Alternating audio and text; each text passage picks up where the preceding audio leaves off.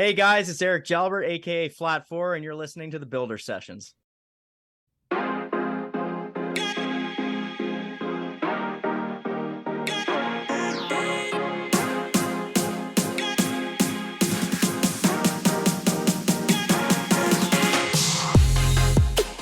Welcome to the Builder Sessions, a podcast where we chat with your favorite builders. We get to know them, their stories, and hopefully inspire you to get off the couch and build something cool. I'm Hoff. And I'm Rosie. And on this episode, we talk with Eric Jalbert, a.k.a. Flat 4. We chat about a ton of stuff, including his journey through the trades, his creative approach to problem solving, his thrash or die attitude, and a whole lot more. Please enjoy our interview with Eric.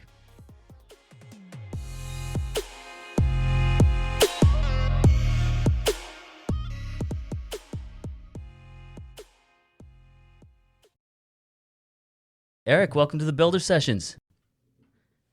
Howdy. Thanks for having me. A little bit of backstory. I met you at Tournament Burnham. And if you're not sure or if you don't know what that is, it's an event that was hosted in Warner, Alberta by Diesel R. And they had the Diesel Brothers there. They had yourself there. They had Avery from Rust Bros, that show. It was sweet. Like burnouts all day long in a car show, and there's a VIP booth and stuff, and it was a pretty wild event. It was probably one of the coolest events I've been to in Alberta. Like I've definitely gone to some relatively sweet shindigs, but that one I think was next level for being local. And I didn't even know it existed up until about a week before it happened. So I'm really glad I got on board with it, and I'm glad I got in touch with the guys at Diesel R, Neil and Core, and all the guys that kind of got me set up. It was, it was great. Honestly, I can't thank them enough. It was one of the coolest experiences I've had in a long time, at least since before COVID, when things were normal, and we had a nice little stint of nothing for a while there. So it was a nice event. Yeah, and I think they really raised the bar on events. I think from now on, people who are putting on events, they need to step up. Yeah, this is. Oh, it's going to be tough to fill those shoes now. Yeah, that's. Hopefully the boys will want to come back up. You know what I mean? Yeah. Like Whistling Diesel and the Diesel Brothers. Like if I know they've got busy schedules, so it's probably not going to happen on a regular basis. But to get big names like that, at least that got their foot in the door with some bigger guys. So Absolutely, that means other YouTubers or other automotive related content creators can hop on board and come out and do the same thing, because it's just going to keep getting bigger and bigger, I think. Yeah. And it was funny. I was actually talking to someone the other day about it. They're like, I wish it was longer. And I thought about it myself. I'm like, you know what? It would be cool, but I think that would be a logistics nightmare. Yeah, because I think so. Yeah. I think one day is plenty, because everybody comes in, they get some beers in them, they have a good time. Like having just a weekend full of this would be a nightmare for the guys running the show, I think. Oh, yeah, like for sure. Just everybody's puking and using the toilets, just being disgusting, because humans were disgusting. Yeah. We're disgusting pigs, right? Yeah, exactly. And so I think multiple days of that would not be a good thing. It's almost like spending more than 2 days in Vegas. Yeah, like it's just sloppy. The next day everybody's hungover, and it just doesn't make sense. One day is perfect. Yeah, you're there, you're in the moment. You're like, I wish this was longer, man. This is so fun. But I don't think it would be fun the second day or the third day. How many tires would you need to bring to an event like that, though, over a weekend? Like the cost for people coming in there? That's the thing, too, how many cars are going to blow up? Oh, yeah. Well, because they had 200 and some cars signed up for burnouts. And it was all day. Burnouts started at 3, I think, and it went till 10 o'clock, one after the other. Boom, boom, boom, boom, boom, boom. I think it went later than 10, didn't it? Sorry. I left at 10. It went later. Oh, yeah. It kept going. Yeah. I'm pretty sure it ended at 1 a.m. Yeah, the last couple of vehicles that went out, they were, there wasn't really anything cool at the end. It was just some young kids wanting to go out and shred some tires. But, it went all night. Wow. Okay. So, Eric, getting back to the beginning of the show here, for those of our listeners who aren't sure who you are, tell us a little bit about yourself. All right. Well, to, I guess, jump right into it. My name's Eric Jalbert. I'm 31 years old. I'm originally from the East Coast of Canada, and I moved out here in 2012 on a complete whim, and I've been here ever since. So basically, I was living in Moncton, New Brunswick at the time, and my buddy, we had a really good, tight group of friends, and I like to think we were a good group of friends in the sense that like we partied, but we didn't get involved with bad things. Like we were a really good, Yeah. tight knit group of guys. And well, one of them decided he was going to move to Alberta one day. And we're all kind of like shocked and blown away by it. We're like, holy crap! Like it's a big thing. So he ends up going. He gets a job building and maintaining cell phone communication towers, which is no easy walk in the park type job, considering he was working in a dealership before that. And about, I want to say, a couple months later, I messaged him. I called him up actually, and I just want to see how he's doing. And I jokingly said to him, I was like, so when you get me a job out there? He's like, I'll call you right back. He hangs up on me. I was like, all right, that was weird. Whatever. I just went about my day, continued doing what I was doing. And about a half hour, I get a phone call back. He's like, all right, you want to buy a plane ticket? I'm like, what are you talking about? So can you be out here by January 24th, 2012? And I'm like, it's like in a month and a half. He's like, do you want the job or not? I'm like, yeah, okay, let's do this. I guess I'm moving to Alberta. Sure. I'm taking a leap of faith here. And I sold everything I could. I ended up buying a plane ticket, to pack some clothes, and I had like $500 left in my name. And I jumped on an airplane for the first time ever, never flown, Wow. and moved clear across the country on like I said, a whim. I didn't even know if I was afraid of heights. Like I've been on, I've climbed trees, I've been on the roof of a house, but when you're 200-300 feet in the sky, it's a completely different thing. So yeah, that's what got my foot in the door out here. Very thankful for that too, because looking back, it's probably the best decision that I ever made in my life. Yeah. Alberta is the land of milk and honey. That's what they call it. I know it's had its ups and downs, but I never want to live like I did back on the East Coast, broke and wondering. It's just a crappy feeling. Just waiting for, the next thing or the thing. Just wishing in one hand and crapping in the other, and waiting for whichever one fills up first. And I can tell you, it's not the wishes. Waiting for payday too. Yeah. Yeah. Stretching it Chasing out. paychecks was like the days of legitimately going to a gas station with a handful of change to pay for fuel. It's such a crappy feeling. Like I don't ever want that feeling again. Yeah, that's the worst. And it happens. It's happening still to this very day. I know people that are struggling. It sucks. So what was the job that you went to? Were you maintaining those? Yeah, building and maintaining cell phone towers. So pretty much ranged from complete installs, so building from square one, to just running updated equipment, doing like LTE. Like when they started bringing LTE out, we were doing those upgrades, and then we did some stuff for Rogers, we did some stuff for TELUS and Bell, and then even a little bit of Huawei stuff before they got booted out of Canada, I think.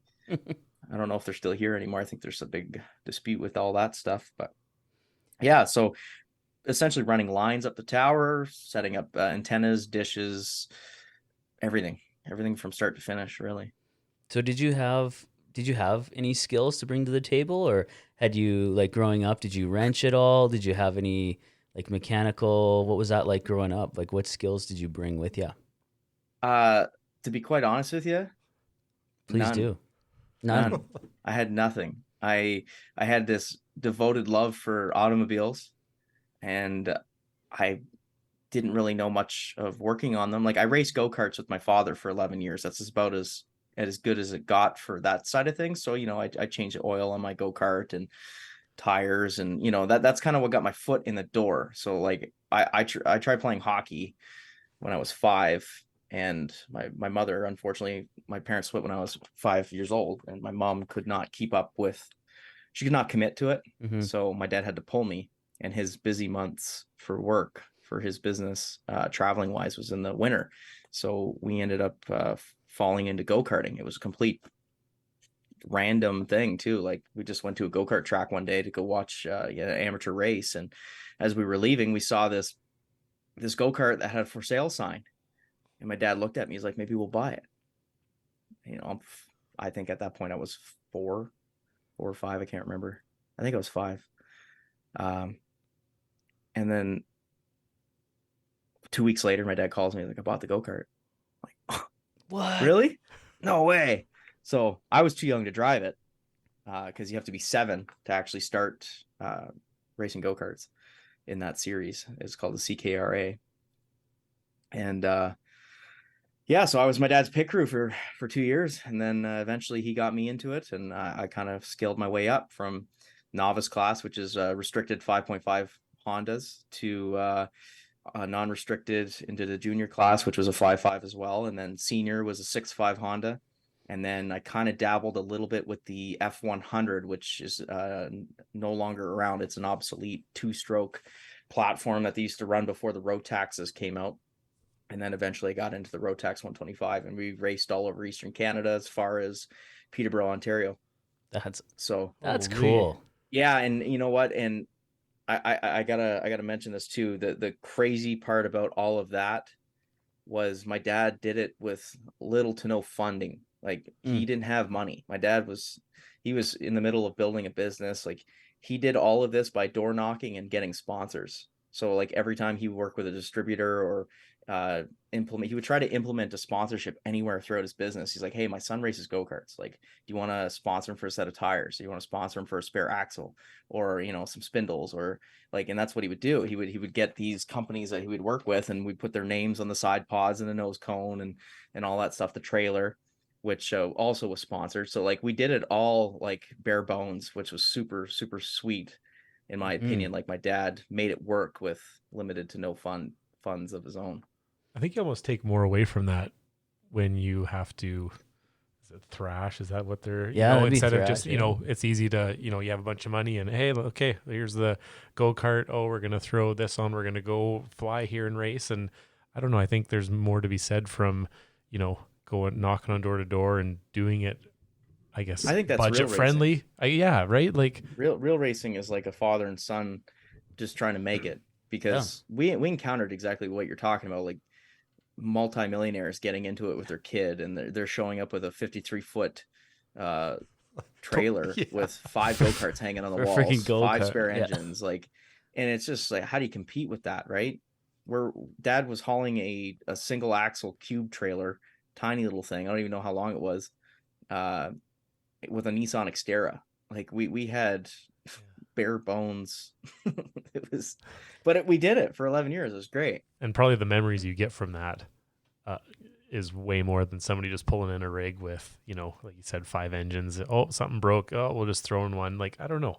There's some Everybody integrity to there. each their own. I Yeah. mean, I'm not knocking on those that, can go and do that, but I don't know. I think having that time with family, in your case with your dad, and I don't know, that would be a pretty cool experience too. And then for you too, to see like, we're getting sponsors for this instead of just like, where is this coming from? You got to put the work in, Yeah. right? Yeah, that's pretty much how it was for us. Like, we made it work no matter what. Like, I get into a wreck and dad's panicking. He's like, what are we going to do? Like, my dad's not mechanically inclined by any means when it comes to a lot of things. Like, he's a suit and tie businessman. He import exports out of China, and has been for 25 years now, or over that. I think probably closer to 28. And I don't know if you've ever heard of the product called Just a Drop before. No.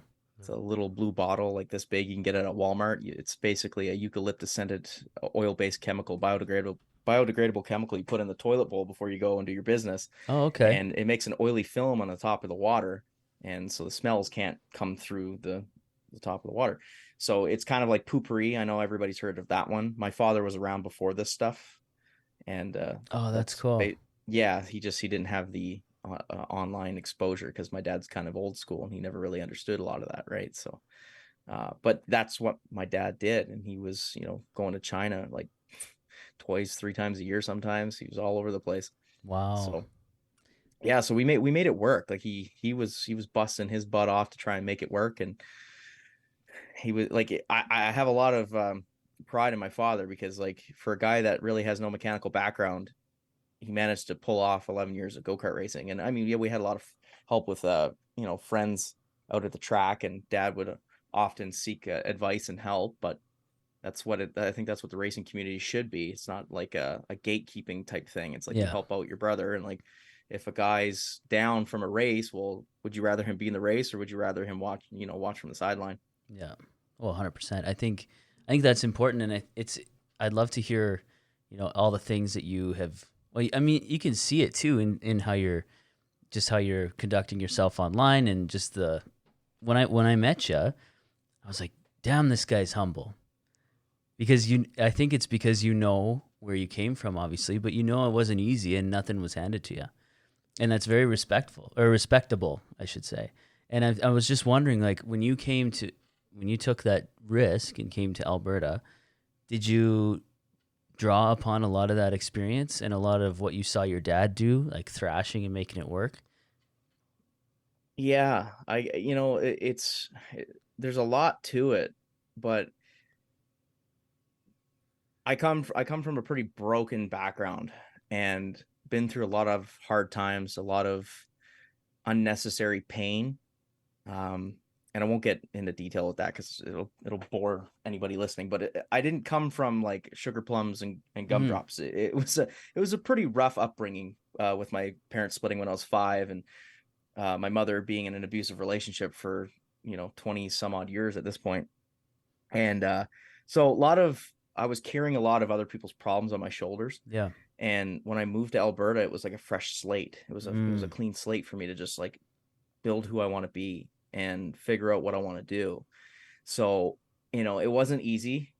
I think one pretty cool thing was when I moved here, my grandmother, she gave me a check for $100 and told me, it's like, if you need this, this is for you, kind of thing. I'm like, all right. I never cashed that check. Mm-hmm. I never wanted to cash that check. Of I still got course. it somewhere. It's really in a box, but I wanted to do it on my own because I was so motivated to prove to myself that just because I come from a broken background and didn't have any money and was struggling and stuff like that, that I don't like handouts. That's why, like, even with working with large companies, with my social media, I have a hard time asking for stuff, even though they're like, yeah, what do you need? Like Yeah. Yeah. whatever you Yeah. want. Like, you want this, want that. I'm like, it's just, I don't know, man. I'm just, Does not I know where, compute. Yeah. Yeah. yeah, I come from a pretty, like, really, really humble background, and I know what the value of a dollar is, and I'm still cheap to this day, unless it's something I really, really need. Yeah. I think that's really cool. So yeah, it was an adjustment period, but I definitely take a lot of my drive, motivation, integrity, and all those bits from my father. My father was the driving force behind all of this stuff. He didn't have money to take me to Disneyland, but he taught me things that were more important, like respect and integrity and morals and drive and just having dreams, goals, and aspirations. That's the things that I personally think were way more important than, getting a brand new car when I turned 16 or going to Disneyland when I was 11. Yeah. There's a lot from that. We have some family friends who have had younger boys at the time, and they would teach them how to speak to adults. And they would take them to different events. And I think at the time they might have been 5 and 7, and they could hold a conversation with an adult, any person in any room. But there's those kind of, teaching you how to be respectful, how to talk, how to hold a conversation, to look somebody in the eyes when you're talking to them. Sometimes I think people, I don't know, those things are important, because if you're not taught, how do you know, to be a respectful person, or to, like, I don't know. And not be entitled. And not be entitled, but to have like a good structure to be able to, act in, I don't know, community, or I guess be a part of a community like that. There's so many soft skills that I think are lost and aren't being taught, that it almost makes me like, how do I raise my kids so that they're, because kind of same thing. My parents did that, and my, the work ethic and things like that. If I'm leaning on the end of a broom, my dad would be like, how come you're not, like, what's going on? Half job Hoffner here. Yeah. Get your ass to work. There's dirt in the corner of the garage, and just over that little stuff, you kind of carry it forward. And I don't know, I think it's really respectable to see somebody who, obviously, like you said, you had a a hard upbringing and you're looking at stuff kind of just as a humble dude who wants to make the best out of it. I think what it is for me is just seeing things for face value. You Yeah. know what I mean? Like life is Yeah. already unbelievably difficult as it is.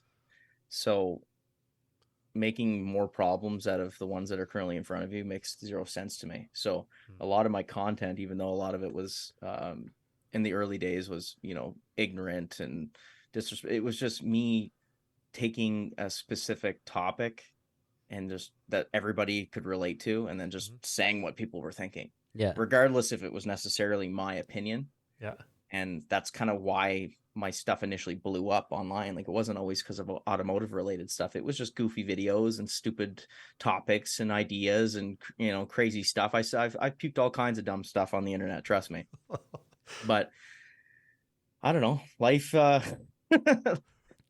weird, man. You just gotta live it. I don't know. It's really hard to put it into words sometimes, but How did you get into social media? Like in your early days with your videos, and like what the process of, do you just want to try something? Or you like, can you explain that?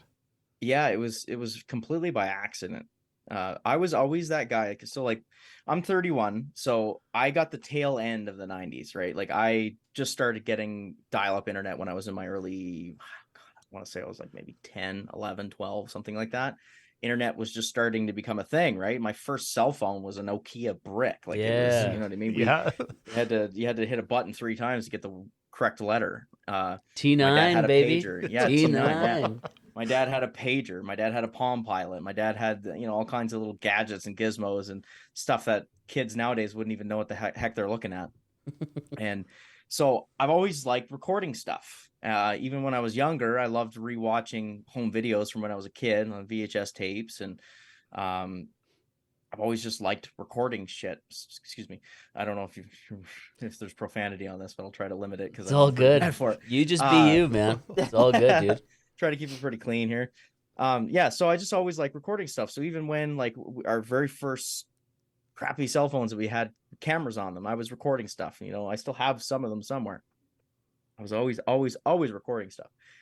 And progressively, as phones got better and it was easier to record stuff, I just started making videos for my friends, dumb stuff. And then one day I made this, like, I kind of started it with Snapchat. Once Snapchat kind of became a thing, I would make like rant videos, and then I would save all the clips off of Snapchat and then compile it into one, and then I would post it on Facebook because it was already taking off on Snapchat. Like I made my profile public and people were adding me from all over the place, and then I made a couple of videos on Facebook and they went viral, like before viral was normal. Like Vine kind of died, and then that's when Facebook started taking over all that stuff.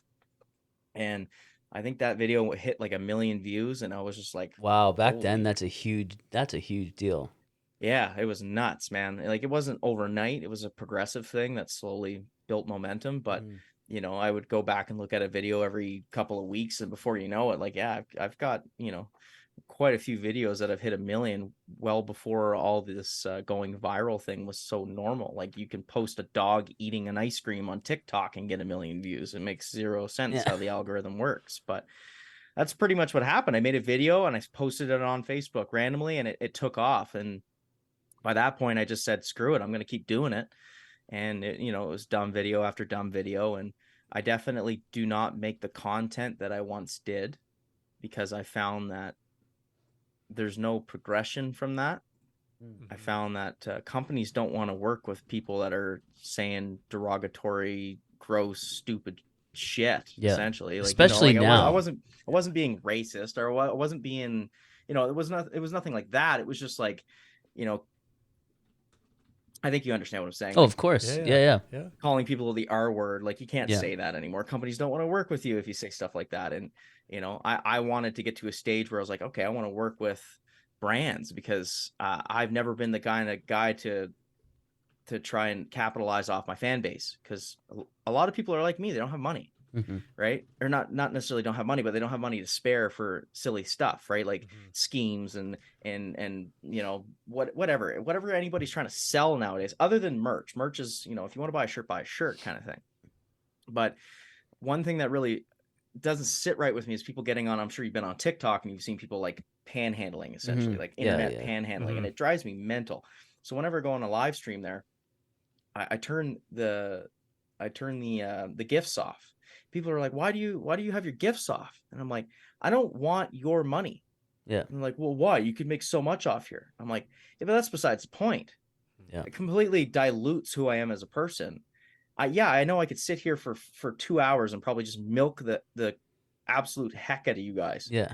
But why would I do that when I could just work with a brand that has a marketing budget for stuff like this and make money from that? That's all tax write-offs for them anyway. So I make money, they make money, and you guys get to keep your money. It's a pretty simple process to me. So that's kind of how that transpired and why I don't sit there and try to like just essentially scam people out of their money. You think of other people? Wow, that's weird. I know. Thank you. Crazy. Like in this day and age, crazy idea, huh? You're crazy. Yeah, like it drove me nuts. Like I went on a little spiel for a while where I was posting videos on these people. I was pissed. Yeah, I don't know why. It's because you have integrity. Yeah, maybe that's what it is. 100% it is. I hyper focus on stuff. I know everybody has ADHD now, so I hate even bringing that up. But the funny thing was I was diagnosed with it when I was like 5 or 6 years old. So I've been raw dogging this for a long time. Like I've been giving her unmedicated for a long time. I just learned to cope with it. So when I hyper focus on something, I go all out. I show a lot of emotion in it. Like I'm very, when you have a conversation with me, it's not just like, yes, that sounds fantastic. Great. I'm talking with my hands, facial expressions are all over the place. You're putting your heart out there. I put a lot of soul into expression. So when I see these people sitting there begging for money and you have absolutely zero talent to garner you actually collecting any money, it blows my mind. Yeah, just irks you. I just can't stand that. Grinds your gears. If you want to support me, you follow my YouTube channel, you follow my Instagram, you like my pictures. That helps me more than people realize. Yeah. So that's, I know I got sidetracked there. No. It's great. Let's keep it rolling. Yeah. So what was that first video? Can you talk about it, or would you rather not? Yeah, I can. Yeah, so I had this conversation one time with this girl talking about how men they're not manly anymore. Guys can't do guy shit. And it's saddening, right? You would think that a grown-ass man could fix things around the house or change a flat tire on the side of the highway, or, the lawnmower won't run. Why? Well, probably because you left gas in it from last year and there's dirt in the bowl. Yeah. You got to clean the carburetor. Well, guys don't know this stuff. Even though we've got a cell phone in our hand that could tell you every little bit of information you need just by Googling it. Right. So I made a video and it was called "If Your Boyfriend's Garage Does Not Look Something Like This, You Probably Have a Girlfriend." Longest title ever. Oh, that's hilarious. And it was just me walking around my garage where the charger wasn't actually in there at the time, but I had like drag slicks and I had my dirt bike, my tools. I was just walking around in there being a really big asshole. Yeah. Like, I don't even want to recite lines from it because it's stupid, but it was just me making fun of guys who can't do guy stuff. Guys are soft. Guys just don't have the ability to, they lost all masculinity, right? They spend more time in the mirror than their wives and girlfriends do. And kaboom, so it blew up.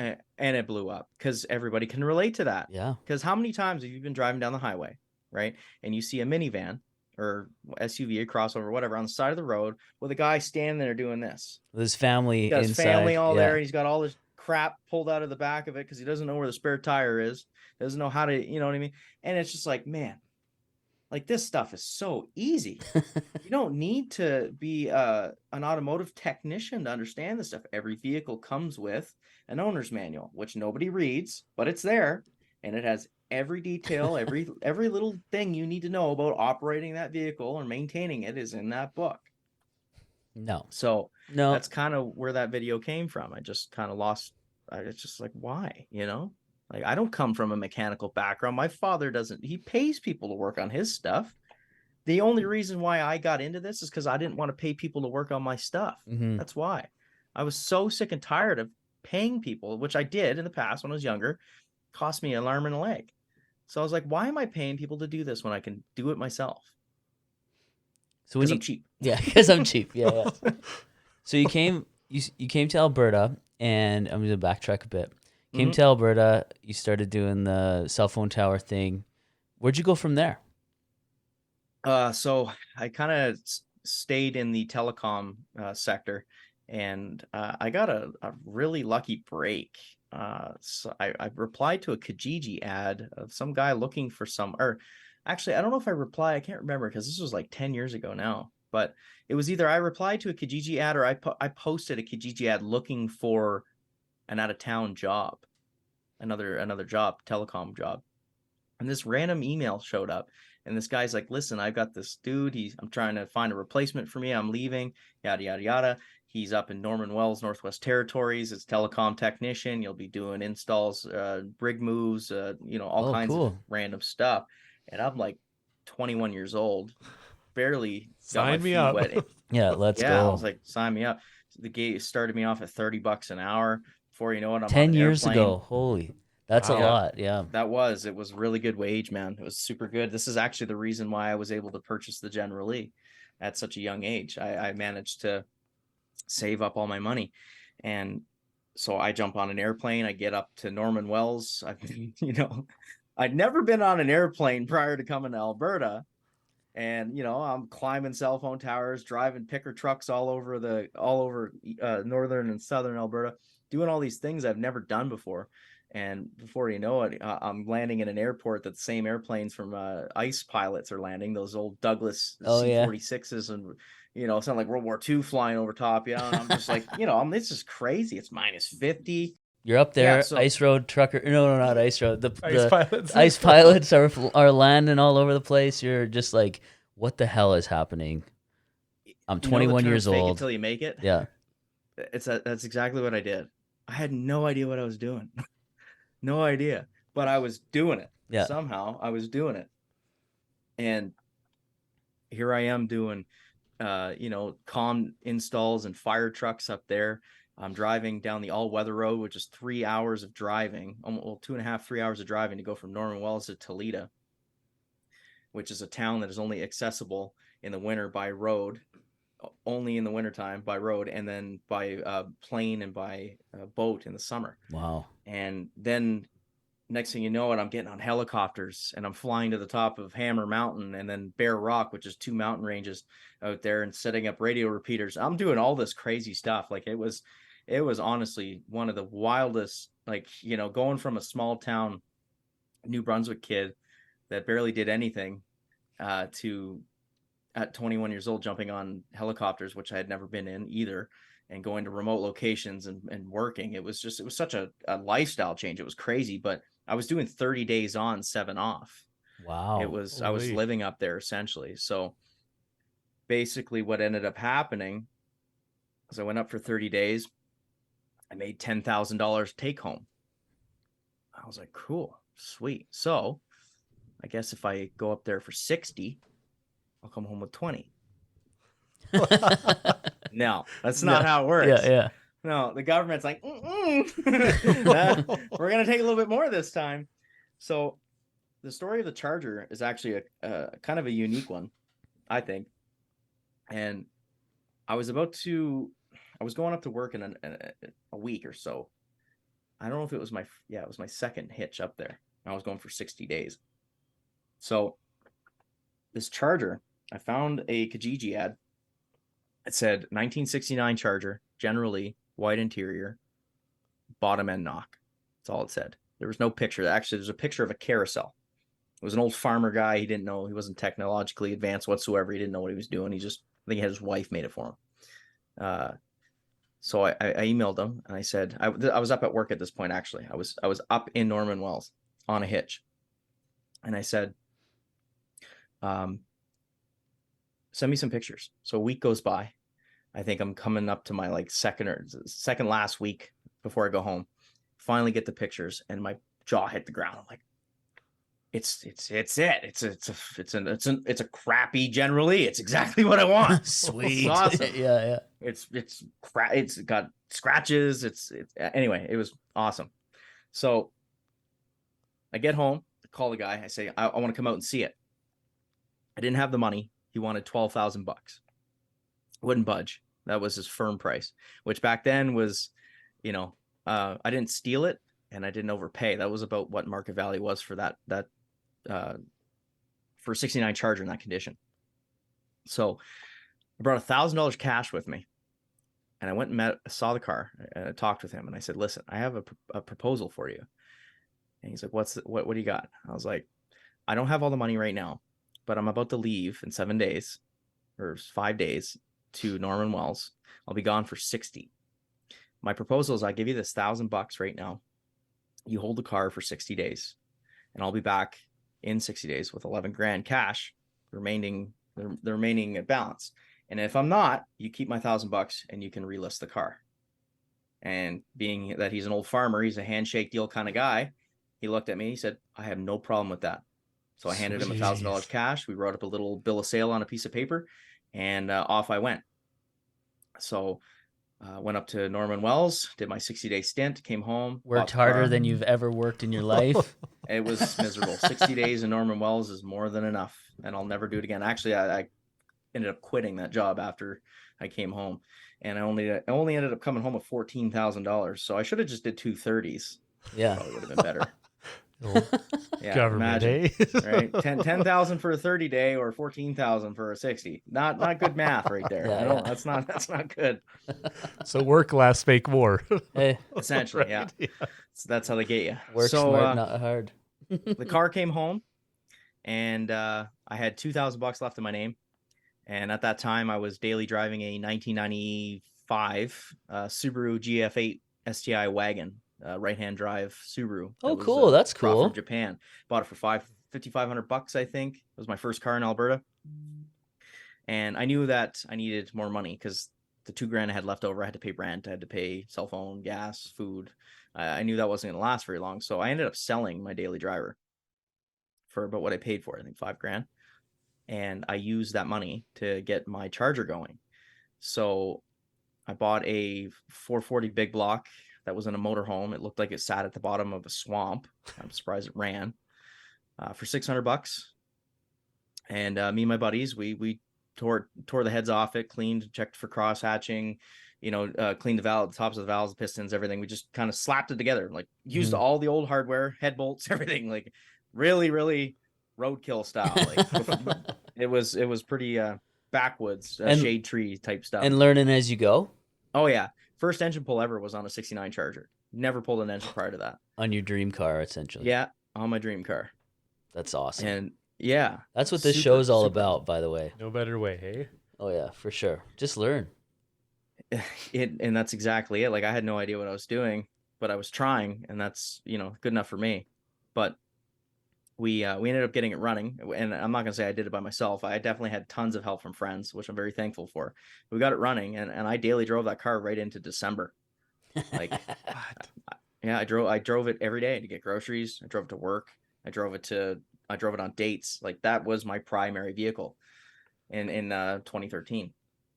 It was the only vehicle I had. Wow. So yeah, it was pretty wild.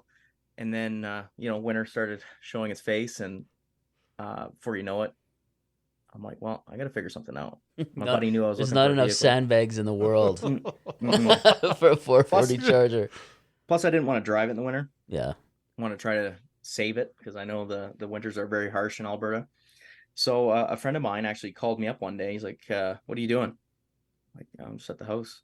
It's like, okay, grab $1,000 and meet me here.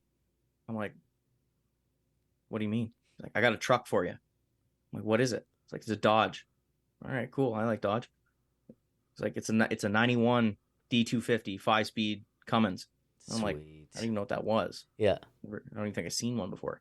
Like most of those trucks are reclaimed by the earth on the east coast of Canada. So they use so much salt, and then with the moisture in the air from the ocean, like not a lot of things last like the older trucks like they do out here.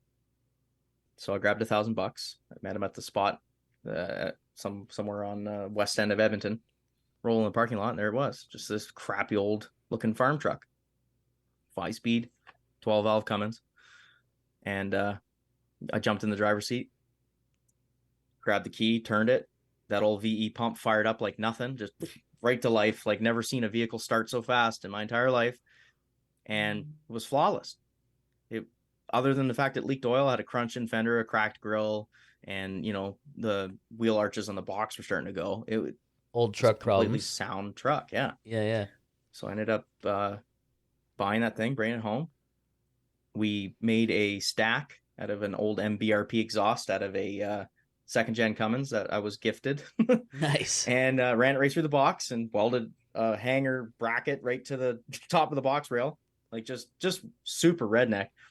And then I put some 33s on the back and gave it a little bit of a redneck rake because it was a 2-wheel drive, so it was just an absolute jalopy.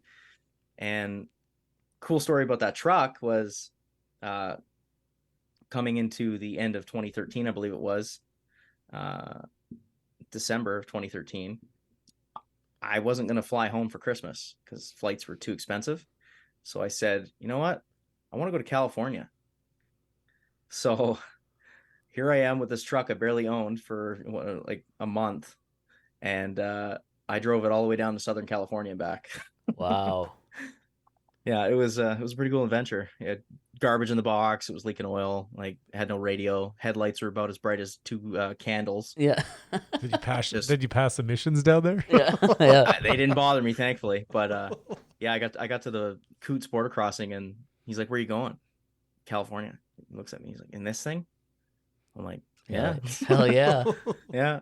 And I was doing like almost 1,000, maybe a little over 1,000 kilometers per tank on fuel. Those 2-wheel drives are amazing. Wow. Super good on fuel. But yeah, we made it all the way down. I got pictures of it parked in on the Las Vegas Strip. I got it pictures of it on Ocean Boulevard in front of Santa Monica Pier. Where else did we go? Beverly Hills. Like, it was hilarious. That's sweet. Yeah. So when you got the General, you said you quit that job when you came home to buy the General Lee. What did you get into now, and are you still in that job that you went to? No, I actually I wanted to get into a trade, and the mechanic thing was always kind of at the back of my mind, but I was worried it was going to ruin my passion because I had a couple of mechanic buddies tell me that. They're like, I ever since I got into this, I don't want to do anything on my own. Yeah. Unless that's a real absolutely, thing. unless I absolutely have to. And I'm like, so I was on the fence about that. So I got an opportunity to go up north and do plumbing systems for new oil field camps. Oh, So cool. that's what kind of got my foot in the door for, like, the tower stuff was kind of oil field. It was surrounding oil field, but it wasn't directly integrated with the oil field. Whereas this plumbing stuff, you're building camps for oil field applications. So, you're staying in camps, you're up north, you're doing 30-day stints, 20-day stints, whatever.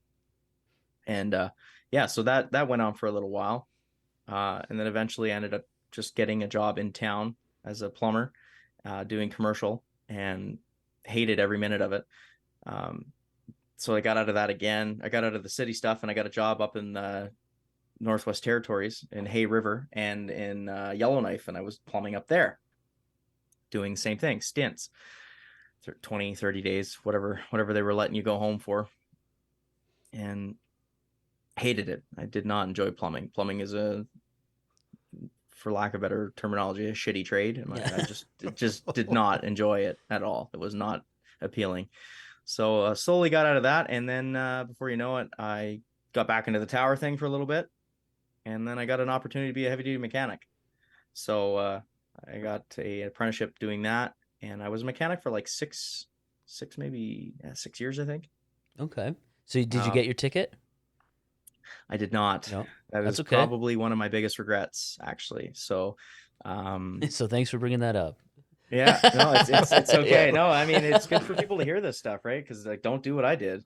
I wish I would have went to school for it, but I got no one to blame but myself. I can make up 1,000 excuses to justify it, but at the end of the day, it's my own fault.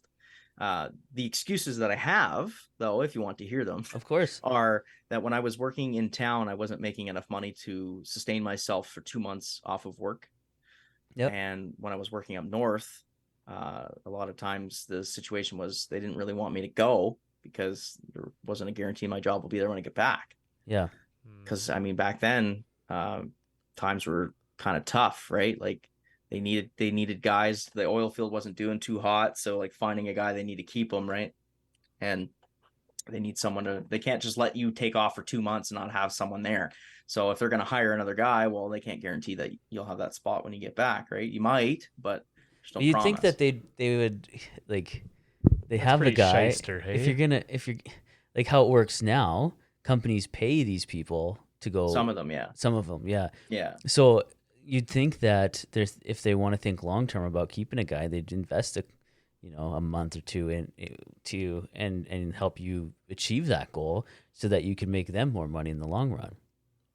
It's the hardest trade out there to get into. Out of all the trades, uh, heavy duty mechanic, in my opinion, is the hardest one to get into because you've got so much overhead up front. Mm, 9 times out of 10, they're not going to hire a guy that has no tools, yeah, right? Oh Like you yeah. got to come in. Like if you don't got at least 10 grand worth of shit, you're probably not going to do too hot yeah. because And you're not they going don't to want to borrow they don't want a buddy's brand new tools. guy. They have no idea what he knows or how what Hmm. he's capable of, and then he's just rummaging through your Snap-on box. You Yeah, got these J-mans that are like, yeah, well, go grab this, go grab. Well, I don't like that. I don't want yeah, people digging through my stuff. I hundred pay a lot of percent. money for my tools. I got a fair amount of tools built up now over the course of X amount of years. A lot of Yeah. expensive, sometimes useless, fancy tools that you use once or twice a year. But it's very tough to get into, and I found a lot of companies don't want to take on apprentices, so they're screwing themselves over is what they're Hmm. doing. Hmm. They want a third year, they want a third for they always want like second or higher, but they won't bring in new guys. That's So interesting. Just the yeah, perspective from northern to southern Alberta, because even right now, working at a high school, we have like I have people calling me like from different heavy duty companies. They'll be like, "Do you have a guy? Do you have a I kid?" think it's different now though, because Yeah, a lot of guys are retiring, so the next generation of mechanics, we're not we don't have it yeah. because people are straying away from the trades, which is mind-boggling to me because they make the most money, Hmm. honestly, with minimal schooling. What you go to school for 2 months, Yeah, and then you're back on the workforce. And some of these companies are even paying you, a yeah, subsidized rate to be in school if you're lucky enough to be with a company that does that. yeah, So there is a lot of benefits of doing it. But I will say Alberta is probably the best province in Canada when it comes to trades in general. yeah. The RAP program, just Hmm. there's a lot of opportunity for young guys out of high school, young girls too, Hmm. young people in general. I guess I got to be inclusive here, but you know, it's yeah, I just on the East Coast, man, like what's a mechanic making? $25 an hour? Mm, I wouldn't even get out of Yeah. bed for that yeah. personally. Like I can't, I wouldn't. It's unsustainable to me Hmm. unless you're working out of town, and then it's maybe justifiable. You But can get some living in town, allowance 40 and hours a week, $25 an hour is not enough. yeah, it's crazy. It's like 1,000 Yeah. bucks a week, It's Mm-hmm. crazy right? where Which people for are some at. people might be a lot of money, but when you've got bills and who knows what the cost of living, I'm sure in the Eastern Canada is probably maybe up there a bit. Yeah. And Well, with different and then my bills. wage jumped a lot, right? I went from making 30 as a telecom tech, and then I got a tower work. I was making 28, and then you go down to uh, at one point in plumbing in the city, I was making 17. I couldn't believe I stayed there. Like I stayed there for maybe 4 months. Yeah. It just gross. Could not afford nothing. Wow. And then when I got my mechanic apprenticeship, I was making 20 or 21, and I was maybe clearing 2300 a month. Hmm. It's not enough. Like Yeah. So so was your social media stuff like parallel? Where's the timeline? Where does it meet up?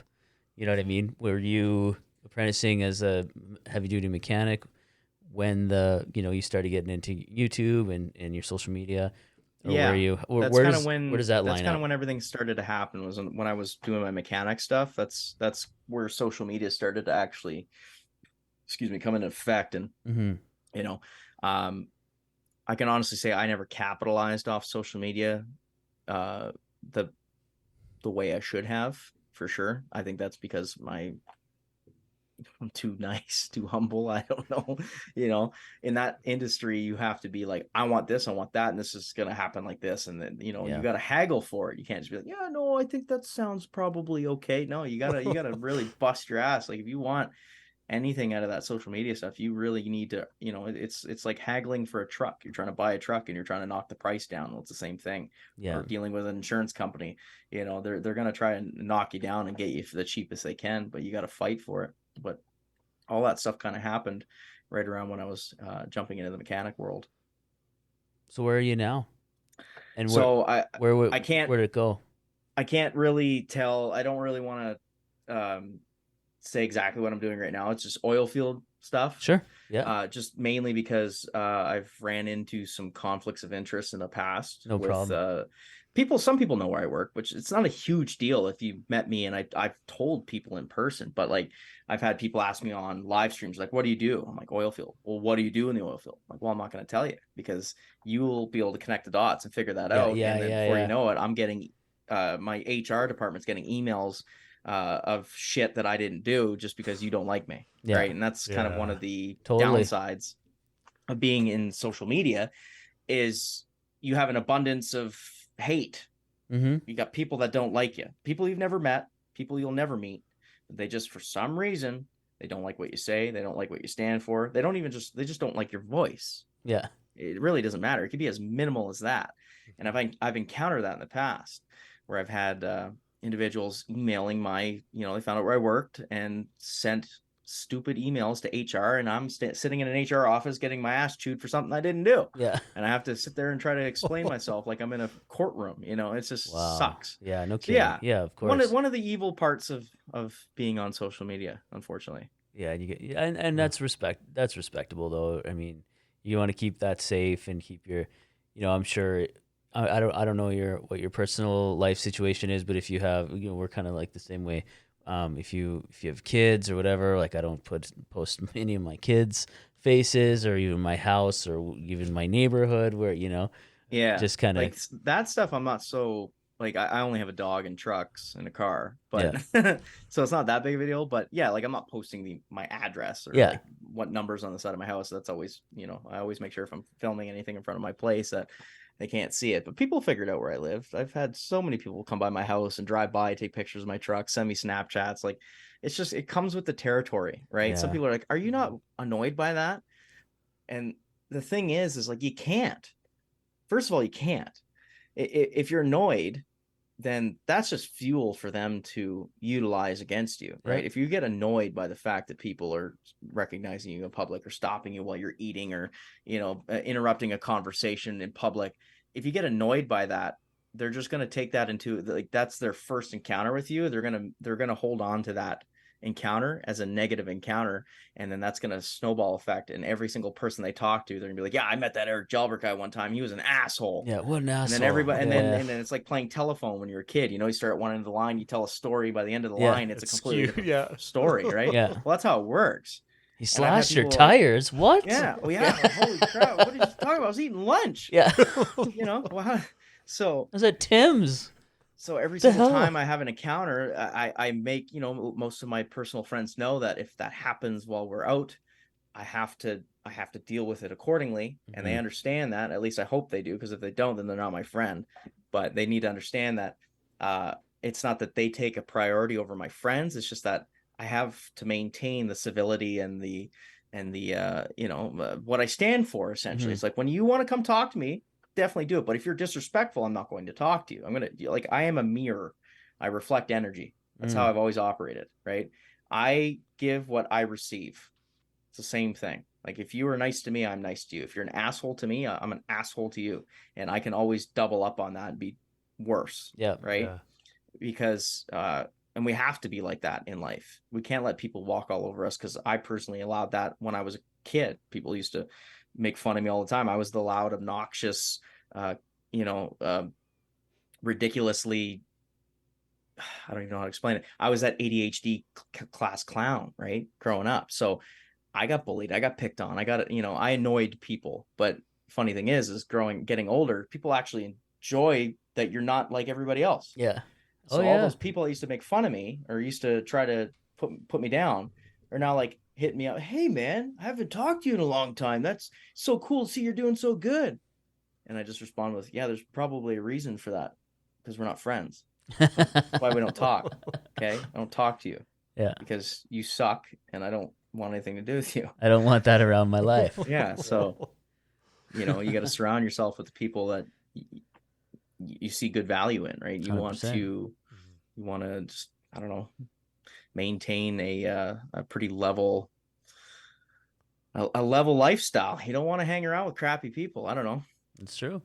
They say you're the average of the 5 people you spend the most time with. Is that true? That's what they say. Oh yeah. I don't know who the hell they are. Yeah. That's what May I've is very broad term. I think I saw it on a fridge magnet somewhere in a staff room somewhere. I'm They're all in screwed my then. head. All five, all four. The other 4 are in my head, man. I swear.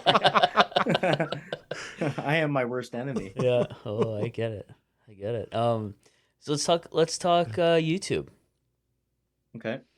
So What do you? when did you like what made you okay, so you did the Facebook stuff, and so you're like, oh, there's something here, and that was probably before YouTube was even really a thing.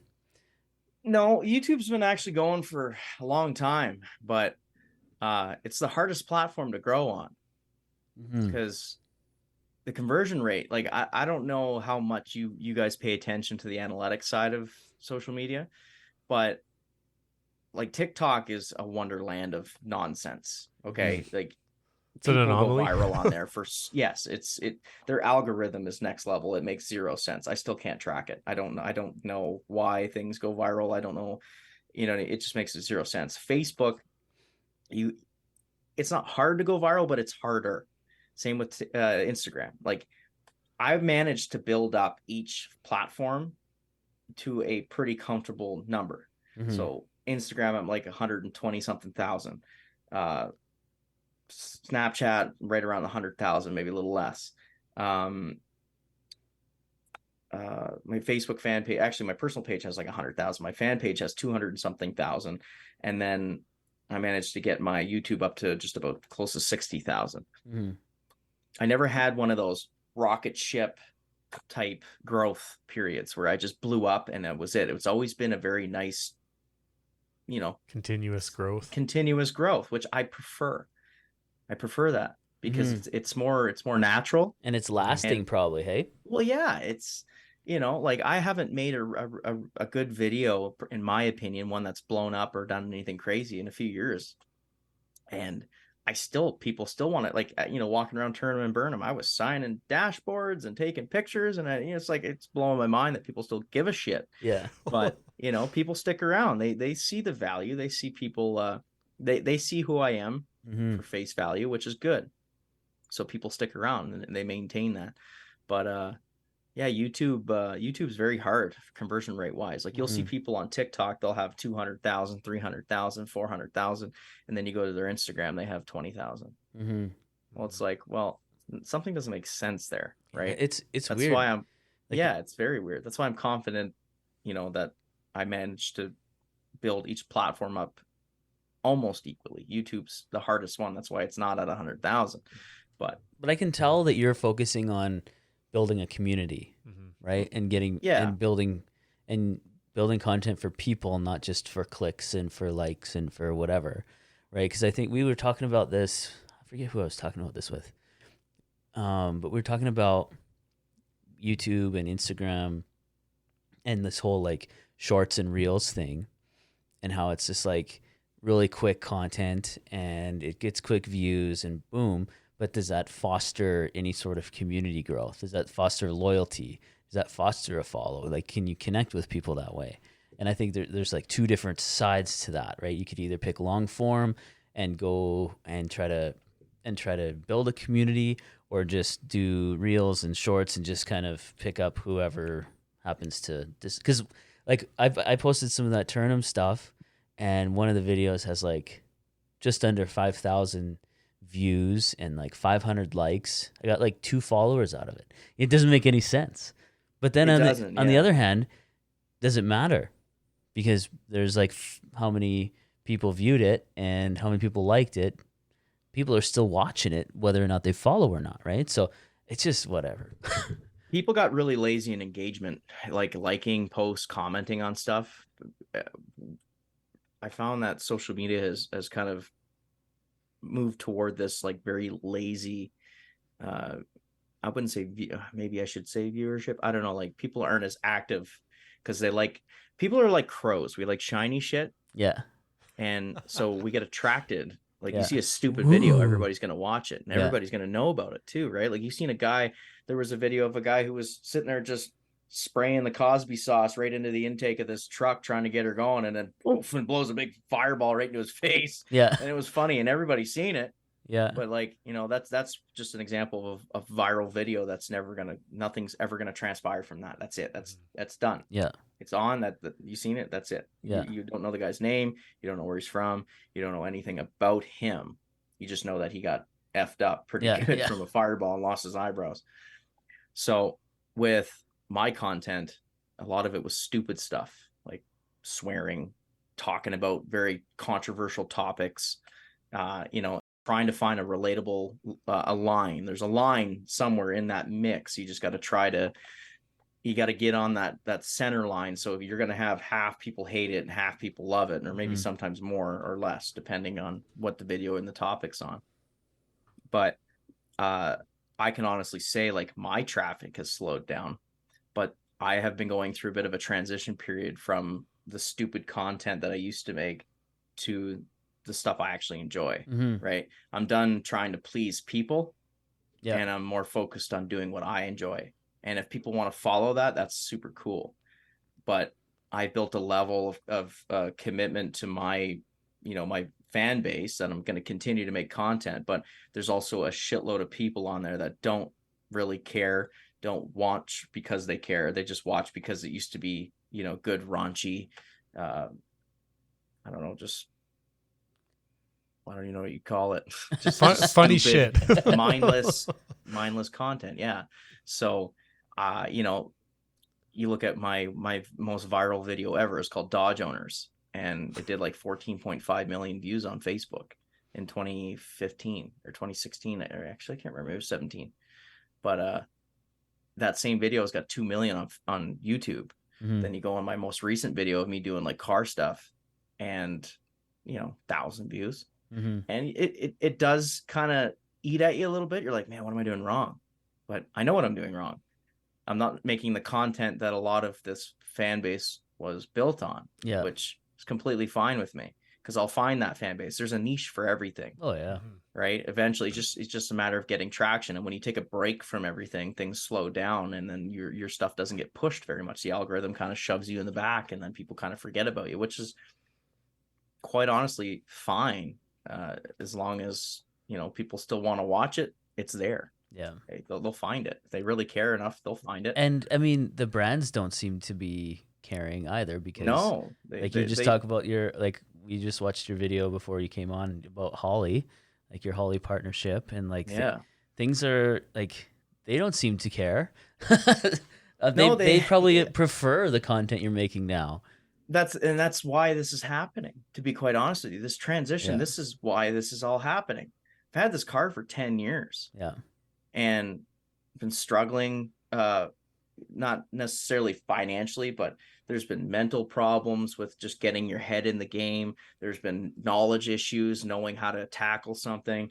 I didn't always live in a place that I felt comfortable tearing a car apart into 1,000 pieces and then not knowing if I have to move out in a month. Yeah. So there's been like a lot of things that have come into play with this situation. And, I get chewed out on the internet all the time. Like, oh, this charger's still not done yet. And I'm just thinking to myself, I'm like, yeah, okay. From the outside looking in, I completely agree with you. I understand that. Right. My ADHD has this wonderful thing called chasing, endorphins. What is it? Dopamine. Yeah. So when you're constantly chasing dopamine, and when something no longer gives you that dopamine, well, you lose interest in it for 100%. A little while, right? The charger will never be completely out of my system. It's just I kind of got bored with how expensive and how monotonous it started to become. And, it got to a point where I was like, all right, I need to snap out of this. I need to get my head right. I was going through some personal stuff back during COVID, even before that. I just wasn't in a good headspace. I wasn't happy with myself. I was drinking a lot. I was partying all the time. I wasn't taking care of myself. I wasn't going to the gym. And I flipped my entire life 180 degrees. And I am doing everything I wanted to do back then. I don't party really. That was probably the first time I drank in a couple of months at Tournament Burnham. I probably won't drink for another couple of months. I have no drive or ambition to do that on a regular basis because I feel being intoxicated is useless. It's a waste of money. You're pissing it against the wall. It's not worth the time and energy, and I'd rather focus that time and energy into my car. So I've gotten more stuff done on my car in the last couple of months than I have in the last 3 years. That's awesome. Good for Once you. you snap out of it, it's just one of those things that you have to personally figure out. No one's going to tell you how to do it, or they might give you all the building blocks, but you need to do it in here. Yeah, you have to choose. You got to make that call, right? Yeah. So my life consists of work, hanging out with my dog, working on my car, and making content. That's it. And going to the gym. The gym, I think, saved my life, to be quite honest with you. It's the best thing I've ever done for myself. So moving back to the start of what we were talking about here with the partnerships, like I am unbelievably grateful for these companies. Like I can't even I don't even know how to explain how grateful I am other than stating the obvious. Like it's amazing to have such awesome powerhouses in the automotive world jumping on board to help me get this car back on the road. And, they're not obligated to do anything. And there's a million guys out there with the same goals and dreams as I have. So having Holly, having POR15, having QA1 was a massive one for me. Like super awesome. Just all these great brands jumping on board and how like TMI, another one. I'm starting to forget them all now, but it's just amazing to have these guys jump on board and work out these crazy deals to help me make this car into an absolute animal so I can make content with it, because realistically it's not going to end there. Yeah. Once this car's on the road, I'm going to drive it across the country. I want to do hot rod power tour. I want to do so many things with it. And that's kind of why, it's a long, tedious process. But if you look right here, I know the viewers can't see, this is my first General Lee right here. This was the toy I played with when I was a kid. It's all beat up, scratched. Is that a Hot Wheels or Mattel? What is that? It's Ertl. Ertl. Oh, sweet. Yeah. Huh. This is from the 80s. 81. And I actually got a photo, I think it's on my Instagram, where I held this up just kind of like in front of my Charger in the garage. And I'm like, it's crazy how, a little bit of elbow grease and motivation can make things happen, right? Yeah. Like this little stupid dinky car transpired into or grew into a real one. And I got people that hit me up on the internet. They're like, you're so lucky. I'm like, why am I lucky, man? Well, you got a 69 Charger. I'm like, well, you want to know why I have that car? It's because I didn't finance myself into submission. Yeah. I didn't move to Alberta and think, oh, I need a brand new truck. I need a boat. I need a quad. I need a dirt bike. I need a holiday trailer. And I need a lake lot. I didn't go out and finance myself to the point where I'm no longer enjoying my life. I'm paying the bank money every day to have cool shit. Yeah. Or every month, I should say. For a long time. Yeah, for a long time. And, Right? and people just can't see past that mentality. They think, well, I want these things and I want them now. Okay, well, any one of you could have a 69 Charger, but you need to save your money up penny by penny, dollar by dollar, until you have everything you need. Yeah. And then you go out and you buy the damn thing. That's how it's done. But if you're like, well, I need a brand new truck, or I really need a new quad. No, you don't. You can have just as much fun on a 1990s Honda Foreman than you could with a brand new Can-Am. Yeah. Oh, 100%. Don't try to blow smoke up my ass. Yeah. It's the stupidest argument ever. I can't, like, and anytime I get into that conversation with anybody, I voice my opinion quite clearly. I'm like, I think it was honestly really stupid that you just financed all this shit. Because now you can't go out and actually buy the thing you want. Yeah. Oh, you wanted a Mustang. You wanted a 1969 Mustang Fastback, or you wanted to go buy a Dodge Cornet or Super B, or, you're never going to buy those. You're never going to be able to afford those things if you don't save up for it cash. Because no one's financing that stuff. Yeah. And no one's going to take the risk on financing that. No, You ever go to? exactly. You ever try to buy a used car? Like the interest rates cranked Oh up. yeah, 17% interest. I Yeah. actually got a funny story about this. So I hate to throw him under the bus, but a friend of mine just recently did something really stupid, and I kind of want to say this for anybody, for any young listeners out there. He really wanted a quad, so he had crappy credit, didn't have any cash. He went out and he got himself a quad. He paid $9,800 for it, and I was like, "What did you? What's your interest rate?" He's like, 10%. I'm like, dude, no, you didn't. I'm like, for what's the term? 7 years. I'm Oh, like, you gotta be kidding me. So you're Yeah. telling me like $100 a month of that is going straight interest? Like you're not even paying this sucker down? Yeah. wow. He's like, well, I just, I know I'm gonna try and pay it down really quick. I'm like, I hope you do. I really hope you do. You're gonna pay that quad double, buddy. Like, 100% he will. Yeah. holy crap, man. Like, and people like back to that, people are crows. We like shiny shit. People don't think about this stuff. How much of that do you think is ego? I think some of it's ego, but I think a lot of it is just keeping up with the Joneses, man. People Yeah. want Yeah. what other people have, Yeah. and that's totally fine, but don't screw yourself over in the process of trying to Yeah. get it.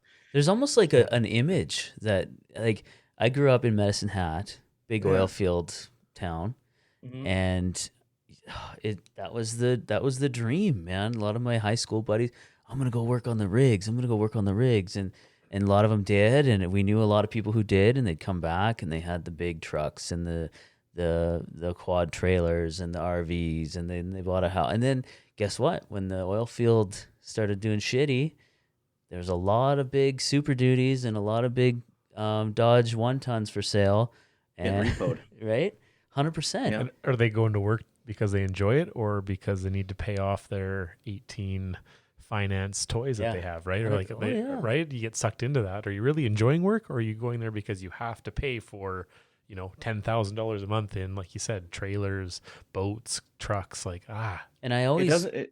go ahead. Oh, no. I was just gonna hop in on that and say like, a lot of people they jump into this financing stuff because they're like me. They came from New Brunswick or Eastern provinces or somewhere that just didn't have any jobs, and they're trying to get all the things that they always wanted. But that's the wrong way of doing it. And not everybody has the mentality. Like, I'm not saying I'm better than someone else, but like, I come from no money, so I know what the value of that dollar is. So I would like to try and push it as far as I can and live below my means. Like, I can book a flight anywhere in this world right now if I want to. I could go on a trip. I could take 6 weeks off of work. I am not rich, but I'm financially comfortable to do things. Like, when I go to the grocery store, I'm just, I grab what I need.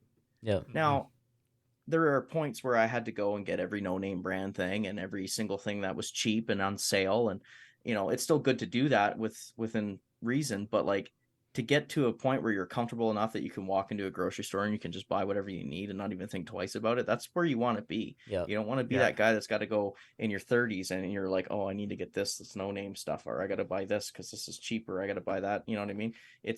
There's a balance there. Buy stuff that's cheap, but like, enjoy yourself at the same time. Don't put yourself into don't back yourself into a corner where you're just making payments until basically you're dead. And you're just renting this shit anyways. Mm-hmm. yeah. At the end of the day, you're making Until your payments. 7-year term's over. You don't right? even own it. Yeah. And you My bought two. My daily driver is a 1992, man. Yeah. Like, That's how many sweet. people are doing that still? Like, I've been daily driving old stuff. I've never owned the only new vehicle I actually ever bought. I bought two, but I wouldn't say they were new. My first financed vehicle was a 2007 Pontiac G5. I was driving around in old jalopies, and I was just sick and tired of having something that, they're breaking down, and I couldn't afford it because I didn't know how to fix it, and I didn't have tools, and yada, yada, yada. And that's kind of the same problem everybody else runs into. Yeah. So I paid $7,000 some odd for this car. I hated it. It was a piece of shit. It was slow. It was boring. It had no personality. And to me, a vehicle is an extension of your personality. Yeah. That's why, like, when you look at Barb, it's just a smorgasbord of ADHD. Oh, it's the best. Craziness. It's just As everything. a fellow diagnosed ADHDer, I love Barb.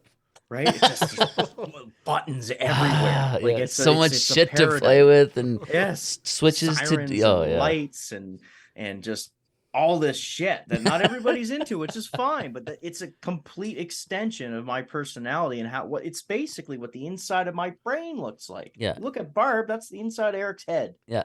Yeah. That's what he likes, just crazy, crap everywhere. And like, it's just having yourself pushed into a corner rather than just getting the stuff you actually enjoy. Hmm. I don't, you know what? I don't know. Stuff takes time. Stuff takes time for this, Yeah, right? I man, mean, you like, can go out and finance the crap at everything, but I think in order for good things to happen, whether it's jobs, toys, whatever, you got to take it slow, I think, right? You got to, and then you appreciate, maybe you're a bit more responsible, respectful of the things instead of just having everything at your fingertips. Because yeah, that would be great, but like you said, are you going to appreciate or know what the dollar's worth when you're exactly dropping 80 grand in 1 week on a few toys? And so much money, man, like, even to this very day, I can't believe that a new truck is $100,000. I'll It's never that's find the only thing I'll ever oh my finance in my gosh. life's a house. I currently do not own a home. I've lived here for 5 years, and I could have bought a house 4 times now with the amount of money I've dumped into my vehicles, but that's what makes me happy. Without that, I don't have that. I don't have the happiness that I love, that I enjoy. Yeah. Vehicles are what make me happy. So, that 07 G5, I gave it to my mom. I said, you just make the payments, $150 a month. It's cheap, right? You take this, you need a car, you don't have a good car. I'll let you have this one. My bank was kind enough to let me take out a second loan. I couldn't believe it. They let me take out another $22,000. And I went and I picked up a 2004 Subaru WRX STI. Oh boy, did I get myself in some trouble. Yeah, I bet. Yeah, I got caught street racing and almost lost my driver's license. And then that car went from $140 a month for insurance to over $300. Yeah. So I'm making a $440 a month payment on the car and then a $300+ payment for the insurance. And I'm making $15 an hour working for my father. Thankfully, at the time, I actually had a relatively decent paying job. Not, I think minimum wage back then was $7.50 or $8 an hour or something back there. So 15 was definitely a lot better than working at a McDonald's. But I was drowning.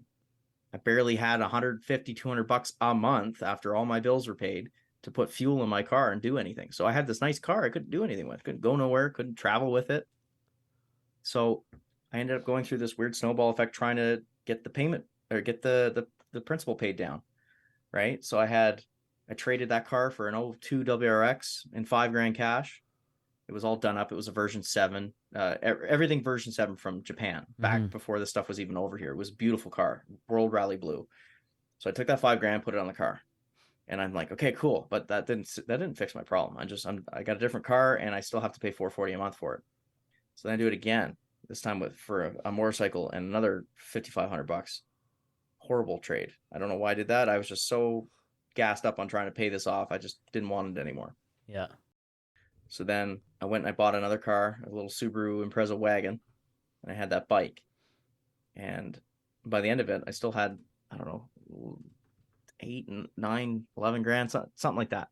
I came to Alberta with a deficit. I had no vehicle and I had money that I owed every month. So that the bank was lucky. Like, I'm lucky I got through that because the bank was like, holy crap, you have no collateral for us? Yeah. You sold these vehicles on us? You didn't tell us this stuff? And thankfully, because my dad and my dad's been banking at that bank for 35 years.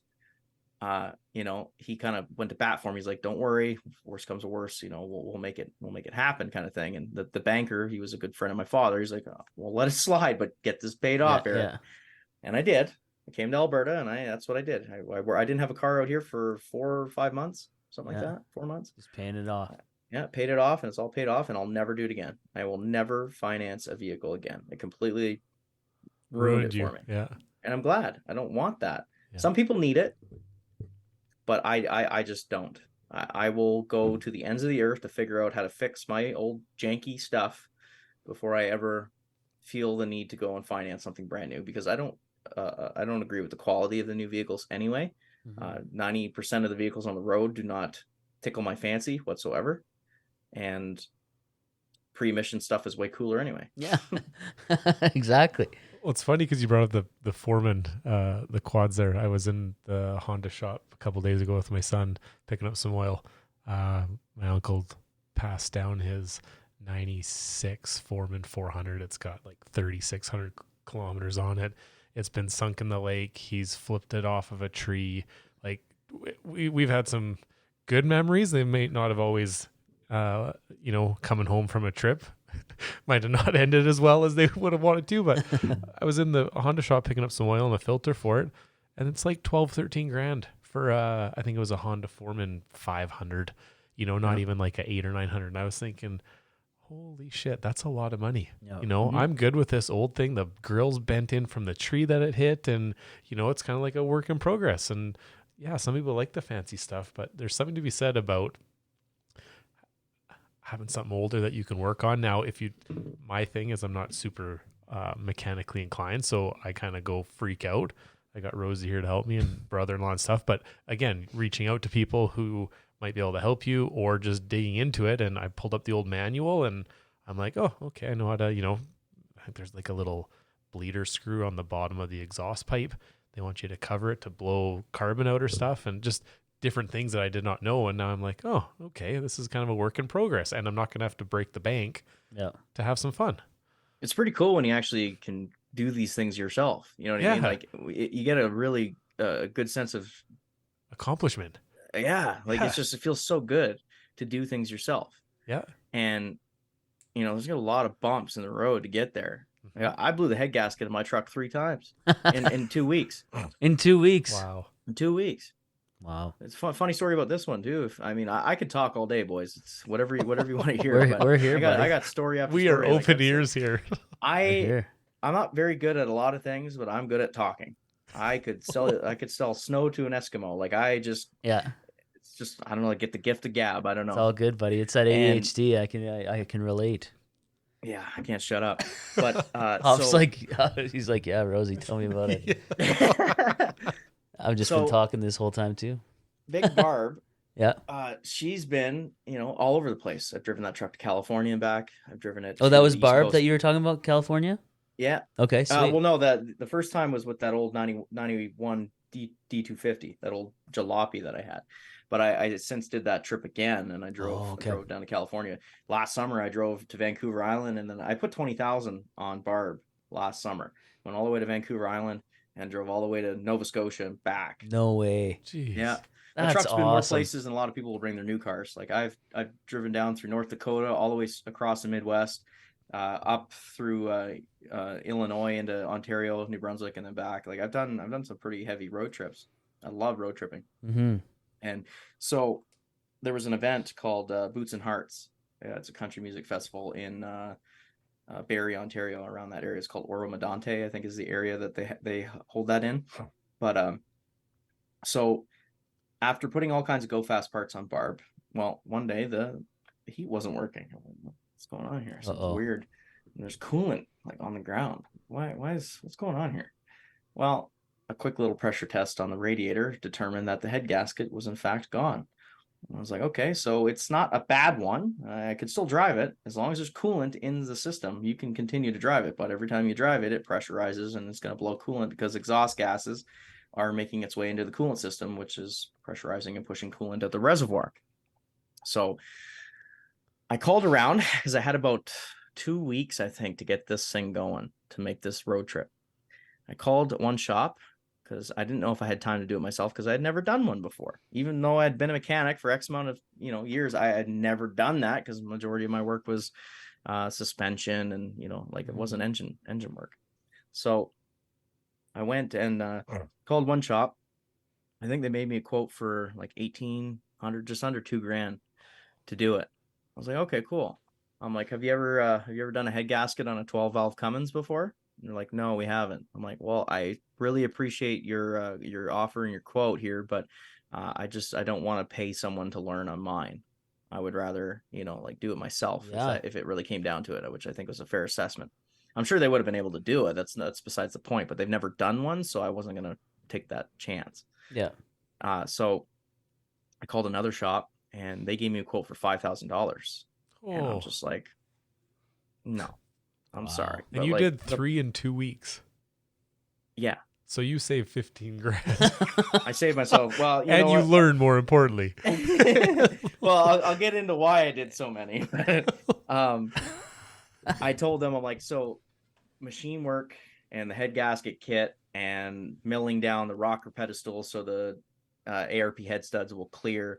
All that stuff should have been like right around $1,200. So you're telling me the remaining balance is labor?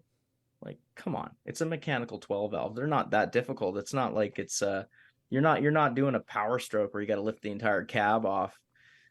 Anyway, so I said, screw it. I'm doing it myself. So I was working in a mechanic shop not far from where I live.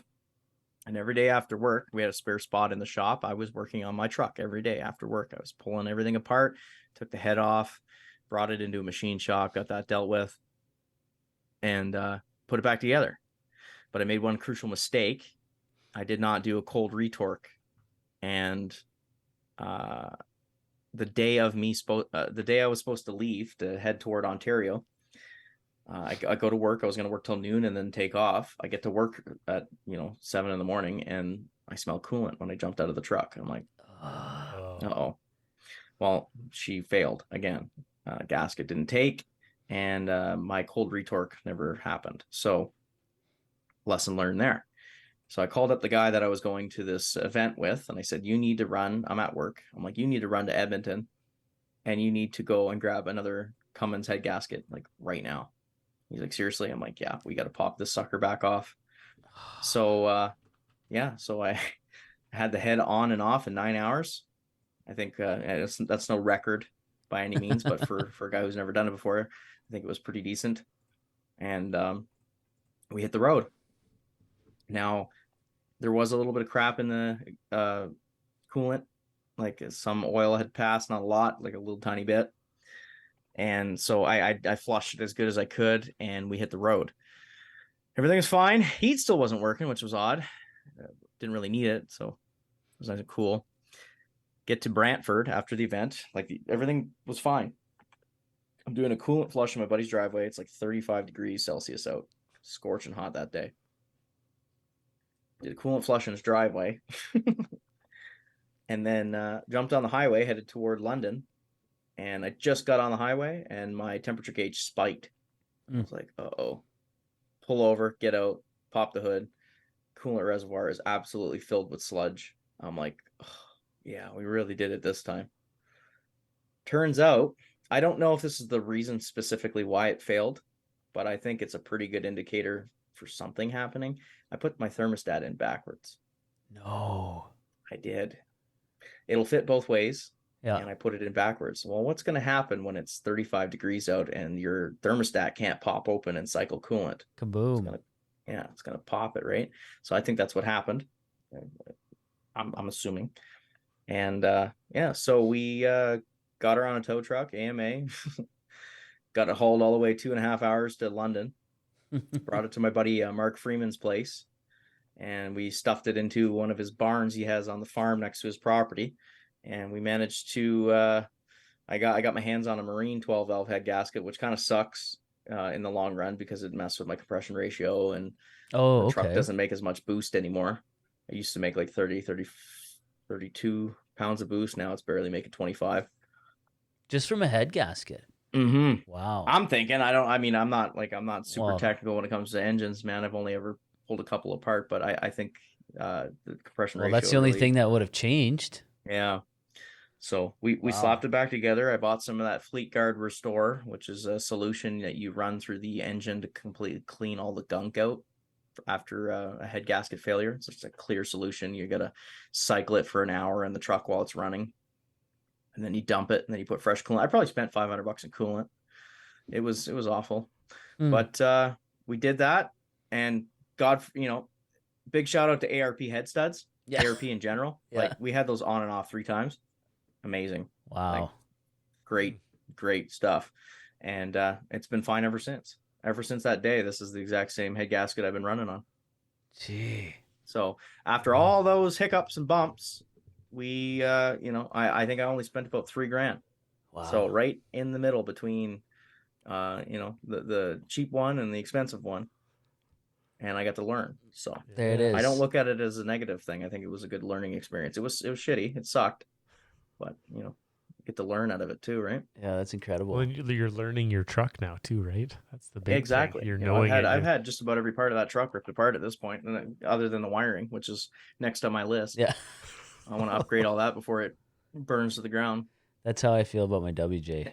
I have an '02 Grand Cherokee, Yeah, and I lifted it. I was like, oh, I'll just do like a small. It's my daily driver. That whole thing of don't modify your daily driver. it's so hard, That's man. bit me in the ass a couple times now. My wife's like, you said you weren't gonna do anything, but then those things as soon. Oh, you probably know this too, having that kind of era of Dodges. The moment you lift them, that's when death wobble comes knocking. Yeah, And I've one bushing that's just a little softer than the rest or whatever. Just so here's me with my okay, everything's fixed. It'll be fine. I won't have to spend anything else. And we're cruising down the highway, kind of that same road out of Lethbridge towards you took towards Warner. And on that same road, I hit that train track, and I have my pregnant wife and my two kids in the back, and pulling a tent trailer. We're going camping, and I hit this train track, and and away it goes. it's awful. And Yeah, I know what you're talking and about. my kids freaked out. My wife's like, "What the hell is going on?" And like people who know, if you know, you know. It's like whatever, just pull over. But like that was a scary. My kids didn't want to ride in the Jeep for a while because of that. And it's like, and Terrifying. I was driving. We were driving. We were on. It was last Street Machine weekend. And I took Hoff, and we were driving like 50 on a normal. Hit a sewer. I hit a sewer lid, and it took off. And Hoff's like, "You got to get What rid of is it." this? He's like, "You got to get rid of this thing, man." I was like, "No, but I can't. It's my Jeep. It's my WJ. I don't know. I love it." But then, yeah. So I've changed. This past maybe a month ago, I did all 4 ball joints. I did all the tie rod ends. I have adjustable upper and lower control arms in the front. Like everything you could do. It's To eliminate death wobble? Yeah, you got Is it gone? It's gone for now. It will come back. Yeah. But 'cause I only lifted it 2 inches. I was like, it's gonna be. I just did a BDS like 2-inch spring lift, and with Bilsteins, and I was like, okay, this is fine. But as soon as you change those angles, it sends her off. Yeah, there's a lot of math. They're A lot of, temperamental yeah, old like girls. it's- Those old Dodges. They are, man. Because I like when I lifted Barb, I did it in 48 hours. I didn't go to sleep. I was leaving for California, within 48 hours. So I got home from working on the pipeline. I was gone for 4 months. I got home. I bought all this stuff I needed. I was like, if I'm driving to California, I'm not driving in something boring. I'm having this crazy big lifted on 38 1550s. Like it's going to be a monster. So I never lifted a truck before. And here I am, elbow deep in this truck figuring it out. And I ran into all kinds of stuff, right? You have to make sure that the pinion angle's right. You got to make sure that everything's seated properly. You got to make sure, all new U bolts, and it's you got to do it right, because one little mistake can kill you. Mm-hmm. And sometimes it's not even a mistake that you made. Actually, I almost totaled that truck on the way back from California because somebody loosened my lug nuts off. Just wherever you're staying or something. Yeah, the last day I spent in San Clemente, California, somebody had loosened off my lug nuts in the parking lot, and I got on the I-15, No and shit. I hit an approach to a bridge, and I felt like a rub. It was like, what the hell? I'm in the left lane of a 4-lane interstate doing 75 miles an hour In a tank. Jeez. and a tank. I hit the approach to the bridge where it goes from pavement to concrete. Oh, of course. Yeah. And then I hit the other side back onto pavement, and the truck went. I'm like, oh my God, what's going on? I look over at my girlfriend at the time, and I'm like, freaking out, like, what's happening? And I'm so glad that it was bumper to bumper traffic, because if I had tried to go right, things could have got really bad. So Yeah. I thankfully found a quick an approach right away in the Meridian. I got off got out of the truck, and the only thing that was holding my wheel on the truck was the locking hub on the inside of the wheel. It completely slipped off. All 8 lug nuts were gone. The truck fell down on there's a flat spot. I can send you a picture of it. There's a flat spot on the chrome cap of my locking hub on the driver's side that is flat spotted from where it was riding on the inside of the freaking wheel, man. Oh my gosh. The scariest shit ever. Like a 38 inch tall tire. I would have, if that had come off, I would have dug down. That truck probably would have rolled. Like for sure. And doing 75 miles an hour. And there would have been a massive pile up on that interstate. Mm-hmm. It would have been really, really bad. So somebody was watching. I don't know. Yeah. I got, I had a horseshoe up my ass so far I could taste the rust. it was something. But thankfully, because, being a guy that drives old janky stuff, you're prepared. Yeah. Ironically, I had just bought a floor jack like 2 days before that because I wanted to check my my kingpins. I wanted to make sure the preload was set right because I knew I adjusted one a little bit harder than the other. Anyway, I bought a floor jack. So I had a floor jack, I had a torque wrench, and I had a spare bag of lug nuts just sitting in the glove box. Sweet. So I managed, within 10 minutes, I had the truck back on the road. Now, some people might be like, well, you just lifted your truck. Maybe you didn't tighten your lug nuts. Well, I did. I actually torqued them 3 times. Once before I left, once in Lethbridge, once in Utah. Yeah. Shouldn't have to torque wheels more than 3 times, man. Well, I know aluminum will walk shit off, but like I don't think that's that obsessiveness of that ADHD. I can 100% relate. I have a torque wrench in the back of my Jeep, and when I go camping, I'll click them once before I go, and we go camping. And we go camping like an hour away. We go like Tabor into like the MD down there by the river. Beautiful campground. Shout out to that campground. But then I'll click them again because I'm so paranoid of that happening. That's exactly it. 100%. Like, aluminum is known for walking off. Like you could take a set of steel wheels and you can crank them once and be done with it. You'll never have to touch them again. Even though they call for a retorque, I've never ever bothered. Yeah, I don't need to. But with aluminum, I know it's a softer metal and they will walk, especially if it's not hub centric. You got to make sure that each one of those little acorn style lug nuts are pinching that seated, wheel 100% to that hub. So I can understand if 1 fell off, 2 fell off, but 8 lug nuts coming off, all at the same time. All at the same time. Doesn't make any sense, right? So, I got really, really lucky. That was that could have been catastrophic failure there. So Barb's been through some stuff, man. Actually, Barb's been through some stuff. Yeah, we have, man. And actually, I got one more on the Barb topic. Before we carry on here, I got when I started putting power to this thing, when I drove across Canada, or drove across the United States into Canada to the East Coast, and then I was going to head back through Canada.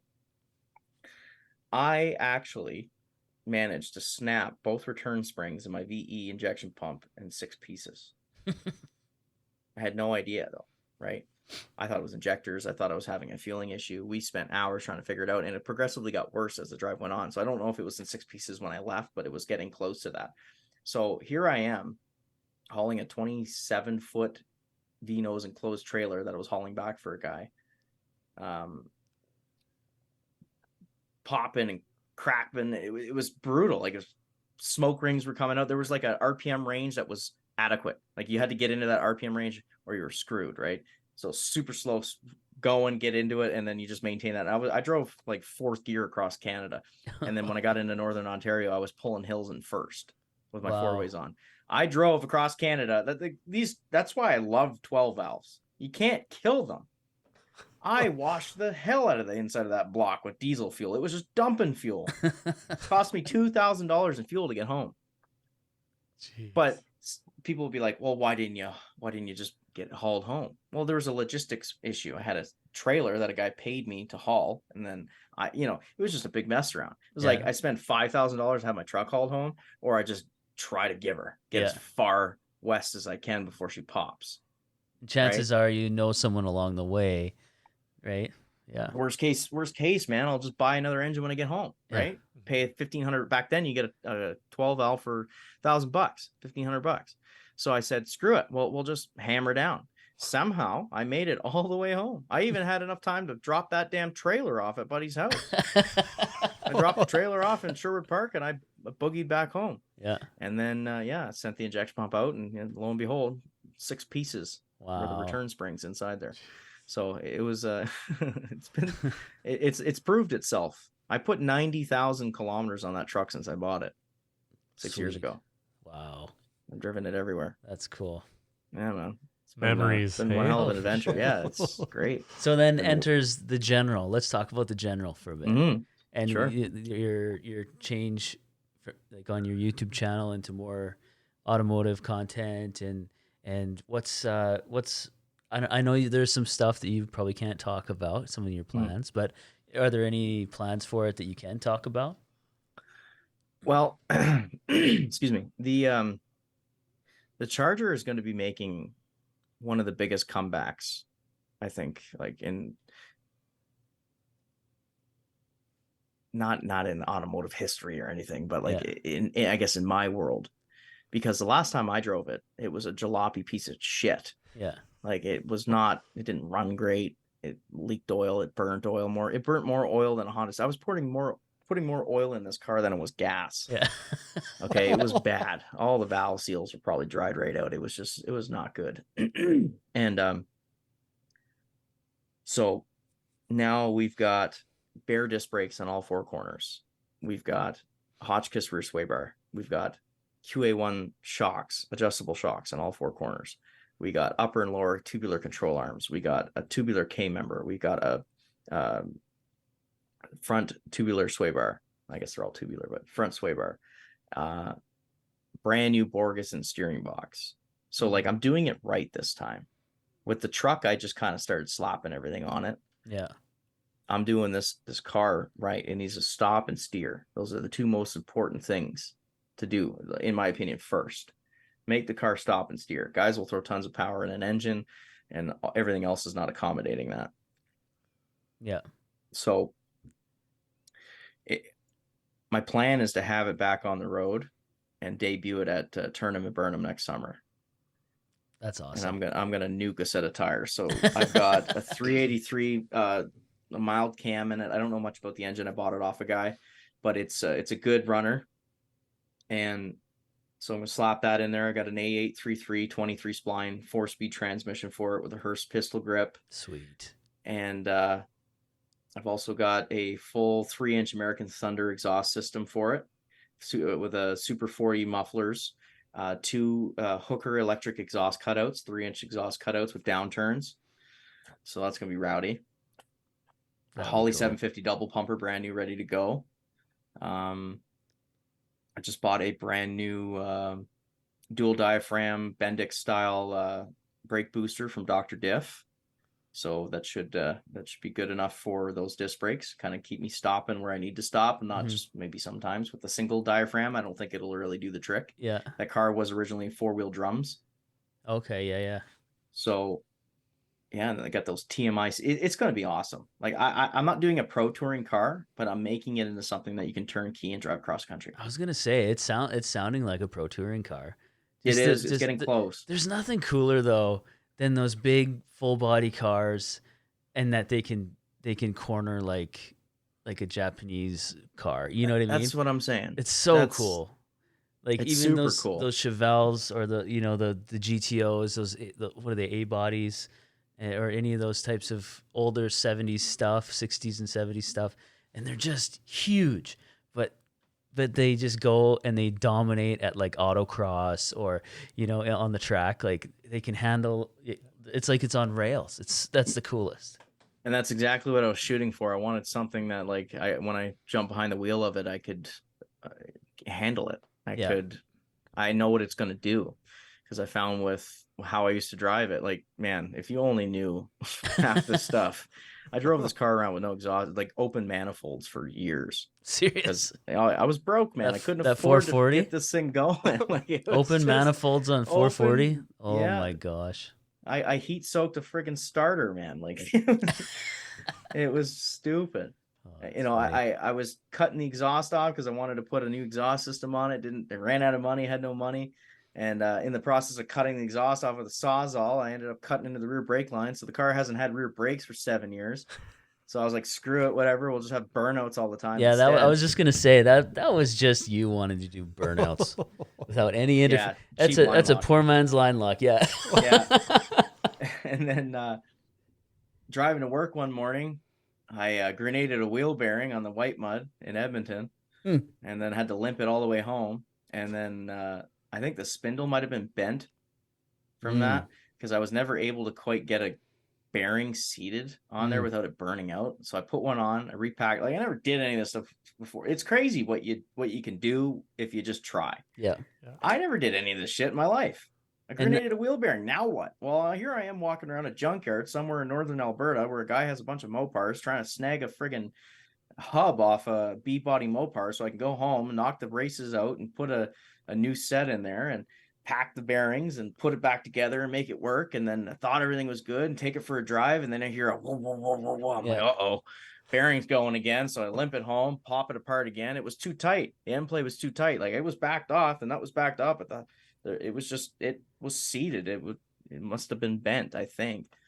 And so I drove around with copious amounts of end play for many years. It was scary. You catch a rut in the road, it was like it was not fun. So that's why I'm so excited to get it back going again because I'm not gonna recognize it. yeah. It's gonna be so wild to get in that car and just feel how all this technology that's been implemented into it is going to affect the driving experience. Are you gonna keep the body the same? You gonna keep it kind of roadkill?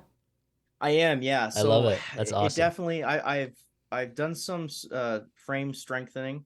So I've got full what do you call them? Oh my goodness. The subframe connectors? Is that Yeah, what? subframe connectors. Yeah. So my buddy made me custom subframe connectors that are form fitted to the floor. They're beautiful. Cool. They look the same as what you'd get from like Mancini Racing or not Mancini. What are they called? USA Car Tool. Okay. Or US Car Tool. They make a kit. It's form fitted, but it's expensive. Well, he decided to make a set for me.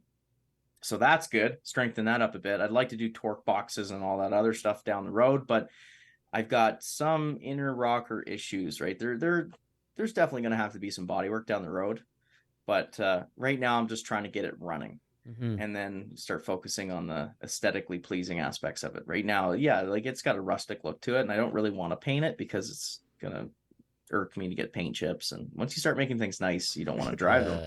Yeah, exactly. So, but yeah, like I've got everything lined up to make it run good and operate the way I want to. And then when I can justify dumping, $20,000 into new sheet metal and paint and all that stuff, then I'll definitely get on that train. But for right now, it's just strictly focusing on making sure the drive line is tight and ready to go. Yeah, exactly. So I wanted to turnkey and drive like a new car or close to it anyway. So your story is exact. I remember when we talked at Turnham, you're like, I wouldn't call myself a builder. I don't know. And I was like, man, your story is exactly what we're going for with this show. We're trying to inspire people to just get off their ass and build something, do something. Whether they know about it or not, just try it. Just go do it. You'll learn and then you'll be proficient. Like your whole life, it sounds like, has been that, right? Has been, I don't know how to do this. Let's figure it out. From go-karts to the general, right? From go-karts to Barb, like all these things. And it's real. And even the jobs that you've had, right? With the I don't know what the hell I'm doing. You figured it out. That's the whole point of this. So I just want to, I admire the hell out of you, man, because you're crushing it, and you're doing what we're trying. You're personifying this whole show. So I just wanted to share that. Well, I appreciate that, man. Like I think it all falls back on that whole, growing up on the East Coast. I just, I never felt like I was really, I don't know, like a big deal. Yeah. Right. I was just a regular ass guy. I had some quirks, and somehow I moved to moved to Alberta on the premise of just flying under the radar and starting a new life, and that went completely the wrong direction. How's that going for you? It did not work that way at all. Before you know it, here I am making videos on the internet that are garnering millions of views, and tons of love and tons of hate. It all comes in a big package. But yeah, like I look at other people online. It's easy to look in a window and see what people are doing and not know how they got there, why they're doing the things they're doing. But I definitely feel that it's a learning curve. It's everything that I've done for the first time. Yeah. I don't like, I look at some of these guys on the internet and they're just doing shit. I'm like, fuck, how are you doing this, man? Yeah. It's crazy. Like, how do you know how to do this stuff? Like, my ADHD gets me into this mode where I'm like, I will spend more time. It's kind of a bad thing, and I'm trying to not do that. But I'll get on there and I'll just try to Google everything I can before I even start. Like, just open the boxes up, man. Just open the boxes up and start throwing crap together. Pretend it's an IKEA bookshelf. You can't read Swedish anyway. Who gives a shit? Just build it. Those things are hard, though. Yeah. As a cabinet maker, I do not like IKEA shit. Oh, it's awful. Yeah, I feel like a newborn. Hoff's a cabinet maker by trade, so he's got... Me and IKEA do not get along. No. Half the time the instructions, you can't even read them. They're not legible, or they're in a different language. It's like, that's not how you do that. No. What the hell? Allen so keys. It's definitely not the right way to do things for sure. But like flying by the seat of your pants, like I'm pretty bad for reading instructions, but there are things where you gotta sit down and actually read through stuff. But I just like digging into stuff, rather than sitting on my phone, which is a problem that I've had for a long time. Where I'll just, I gotta tackle this job. Okay, I'm gonna watch every damn video and read every forum I could find on this topic. Sounds familiar. It's like, well, you know what? It's maybe not the best plan. Just get out there and do it. I don't think there's so much conflicting information on there. It's super common. I don't think you're alone in that. 100%. I do that all the time. Yeah. I think I've mentioned before, but going to paint my basement, through COVID, our kids were out of daycare, so we had extra money, and I was like, let's finish our basement. And I think I watched 2 weeks of videos, some Idaho painter guy. Oh, he's awesome. And I had it worked in my head that I knew what I was doing. I went and bought a $1,500 paint sprayer, was going to save a bunch of money, and was ready to go. I was like, I don't know what the hell I'm doing right now. Returned it, paid the guy that painted the house, I think $500, and he painted the basement. I was like, oh, there we go. Yeah, it's tough, man. Like sometimes something you've never done before, something big like that, like painting my engine bay. I just recently did on the Charger, man. I've never done that in my life. I didn't know what I was doing, but somehow it turned out really nice. You get so consumed sometimes that it almost is more of a detriment than actually, like you said, just open up the box, start doing it. If you run into a problem, then maybe, resort to YouTube or phone some people, but I don't know. Analysis paralysis, right? There you go. Yeah. 100%. Exactly, and you get in that wormhole or hyper focus, right? Yeah. And and hyper focus can be a superpower. Don't get me wrong. Like once I'm in that hyper focus, I can just thrash and just be there and just hone in and but then it's like everything else is falling around me because I'm just focusing you're not on sleeping, this. You didn't eat supper, you didn't feed your dog, you needed to take a shit for 3 hours. You haven't done that either. It's seriously a freaking problem. Like it gets awful. Yeah. Like I will bury myself in the work and I'll just be in like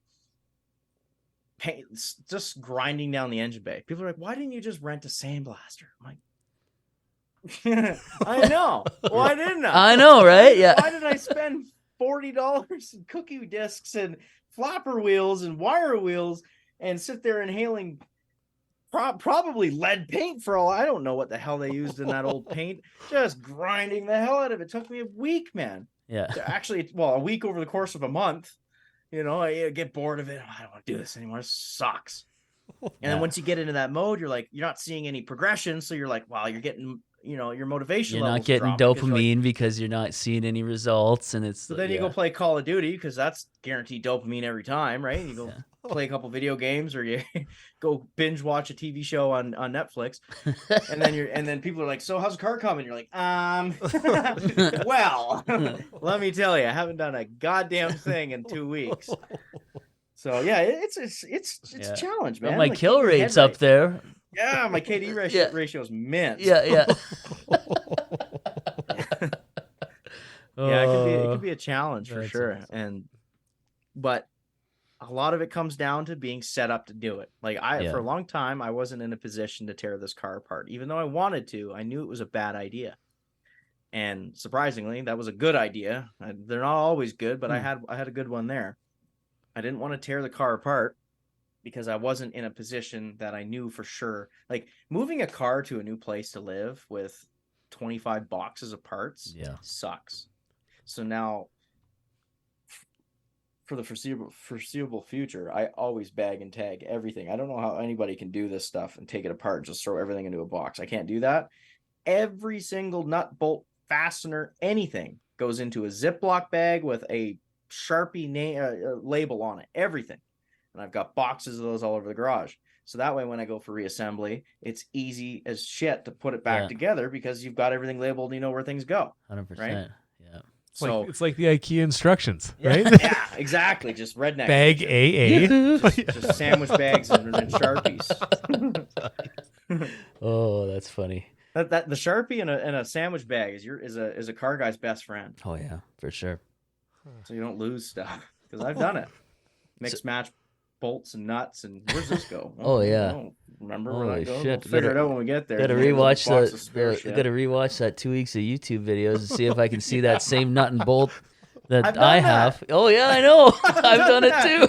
Holy shit. I've gone through my old videos. I've gone through old phones, finding pictures of engine bays and shit. Where did that go? Yeah, I remember I did. What was it? Oh, I did the rad in my Jeep, and I everything put back except there's one little clip. You think I could figure out where the hell that thing went? I got the manual. I'm looking through there. I even posted on it. No, in this like Jeep WJ forum. No, just whatever. It's fine. It's running. It's good. Whatever. But I didn't bag and tag it. I got security cameras in my garage, and I've had to go back on my security camera footage to find where I put something. That's awesome. Yeah, it works out pretty. Actually, I took a couple of these. I bought some lights. I was gonna upgrade a couple of lights on Barb. Big surprise. I'm a big light guy. Yeah. I had it set on my bumper out in the street in the dark, and I had hooked it up to my battery. I wanted to see how bright it was. It was awesome. And then I put all the stuff back together, and I had to go grab something at the store. I wanted a drink or something. So I drive down to the store, and I come back, and I'm going through the garage, and I'm like, where's the other light? I'm like, fuck, where'd that go? And I'm digging through boxes. I'm like, where did it go? In places you for sure know that you haven't opened this box in 2 years, but you're checking there. Yeah. So then I go back on my security camera footage, and I look, and I grab my booster pack, and I grab it out of there.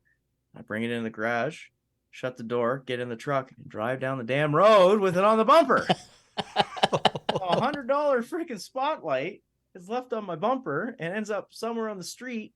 I tried going back, double back, looking for it. Somebody found it. They picked it up. They must have saw it fall off my truck I was driving. It's $120 freaking spotlight. Of course, they're gonna take it. Yeah. So I ended up having to buy another one. But that's a great example of why ADHD could be a challenge for an adult or anybody really, because you don't pay attention and you just forget stuff. And it's a challenge, man. It really is. Like, people don't understand. Like, everybody thinks they have ADHD, which really waters it down. Yeah. Or they say, "Oh, my ADHD's kicking in." Well, it doesn't kick in. No, it's always there. Always there. Yeah, like like piss off.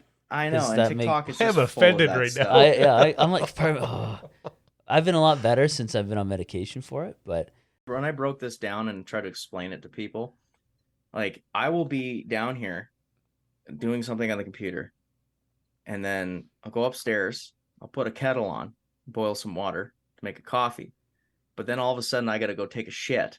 So then I run downstairs, and I'm in the bathroom, and I'm playing on my phone watching TikTok videos, and then hear, I'm like, God, and I'm just giving it. I'm like, holy Christ, it's gonna boil over. So So I run upstairs, I grab the kettle, I take it off, I run back downstairs, I'm doing something else, and then I hear the buzzer go for the washing machine. So I start swapping that over, and then I go outside because I forgot something in the truck, and then I come back in the house, realize the kettle's cold because I didn't make my coffee. So I put that sucker back on, and it's just a constant, never-ending revolution, like revolving door of jump, like you said, a pinball. That's what it is. Yeah. You're essentially a pinball just bouncing around, remembering. And then waking up, you're laying in bed, you lay in bed for 5 hours, knowing fully well you have shit to do that day. So you'll lay in bed dreading that you have to do those things, and then waste 5 hours, and then you'll get off your ass, and then you'll power through trying to get everything done in an hour and a half, and then you'll get sidetracked and you'll start doing something you weren't supposed to be doing at all, completely unrelated to the things that were detrimental to being done. And then you'll realize, oh, it's late now, I'm tired, so I'm gonna have a nap instead. And then you wake up and you just restart the cycle the next day. That's it. That's welcome. You're just got a view inside my head, Hoff. Interesting. It's not easy. Interesting. It's pretty rough, but it can be sweet if you use it. Harness right. it. Yeah. If you harness it, like I think a lot of my personality comes from just being scattered. Like, I don't hold on to things. I'm not sitting there like one specific, I'm just here and here. I'm talking about this, and we'll change that. Like over here. And it's like, oh, this is cool. It doesn't make you feel held back as you're just bouncing around. But yeah, the grief of knowing that you started 10 things and only finished 2 definitely can get to a guy. Yeah. It can overwhelm you. That's for sure. You got this big pile looming over you. Yeah. And then you don't, so much to and do. then you don't want to do it because there's too much to do. It's, oh my gosh. Anyways. So you have a nap instead. Yeah. I'm getting stressed out just thinking about it now. Sleep on top of your unfolded laundry for 3 days until you have to go wash it again because your dog's hair's all over it. Oh man, we've covered a lot of ground today. That's awesome. So Eric, I just want to, as we kind of wrap up here, we're wow, we're over 2 hours already. That's awesome. This is just the intro. I love it. Yeah, this is part A. Shut up. No, this has been awesome. This has been wicked. For someone who wants to, we talked about trades, and we talked about getting into, you kind of stumbled into the automotive field a little bit, and whatever trade someone wants to get into. Do you have any advice for someone who wants to get started in the trades? I guess what it really comes down to, I mean, I'm not the best person to give this advice because I never even followed through with my own goals. But if I could redo it, I would buckle down and just get it done as fast as you can. Mm-hmm. Don't wait. Don't be like, oh, I can't do it because of this, or oh, I got this coming up, or I want to go on this trip and I can't afford to do both. And just get it done. Just get it done and then have it over with, and then you'll never have to look back. It's there. You have your trade, you get your ticket, and depending on what trade you want to get into, if it's mechanics, like start buying tools. And I think one of the best lessons that I've learned for buying tools, which I wish I knew early on when I was doing it, was buy a bunch of crappy tools, and every single time you break one, replace it with a good one. Don't go out and get a Snap-on toolbox. You don't need one. Don't go out and get a Snap-on wrench set. You don't need one. I still don't even have any Snap-on Mac or Maco wrenches. It's a waste of money. Yeah, they're great. Oh, but they're the best. Who gives a shit? I have been rocking Mastercraft wrenches for 11 years and never had an issue. Yeah, it's all steel. So every single time a tool breaks, ratchet or a pair of pliers, go on the Snap-on truck, go on the Mac truck, whatever, and get yourself, replace it with a better quality one that has a warranty and yada yada yada, and then just go that way. That way you don't buy a bunch of useless shit you don't need because you think you need it. Yeah. Oh, that's a great deal, I should buy that. Well, no, it's not a great deal, because if you only use it twice a year, is it really a good deal? Yeah, but then you have it when you need it. Yeah. That's like how my brain works. I bought a $183 Snap-on nut driver set one time. I've used 7/16 and quarter inch. That's it. Think that was good value? I don't. It's like $90 a nut driver. Hey? Yeah. Waste of money. Waste of money. That's funny. Yeah. So yeah, that, I guess, just make a plan, figure it out, Yeah. understand what your goal is, write it down on a piece of paper if you have to. If you're like me, I leave notes everywhere. I got notepads and pens laying all over the damn house. I'm always writing stuff down. And when I have a problem, I like to take a piece of paper and a pen, and I'll write a line straight down the middle of the paper and put the pros and cons, and figure out what's the best plan of attack on in that situation. But I think a lot more people should get into the trades because it's the best bet. Yeah. A Bachelor of Arts degree don't get you shit. Yeah. Okay, and I know sounds all fancy, and you got all this, experience in college and university, but the trades they're really rewarding. You could go to school 4 times. I think heavy duty's 5 now. I think they added a year. Oh, but did they? I think they did, yeah, because there's an entire course based on just like the computer side of things. I think. Don't hold me to it, but that was a rumor I heard a while ago. But yeah, like you go to school 4 times, and then before you know it, you're making well over $100,000 a year, depending on where you're at. So it's kind of a foolproof plan. You don't have to sit in a university course or class for 7 years. Like if you want to be a doctor, that's cool. I get it.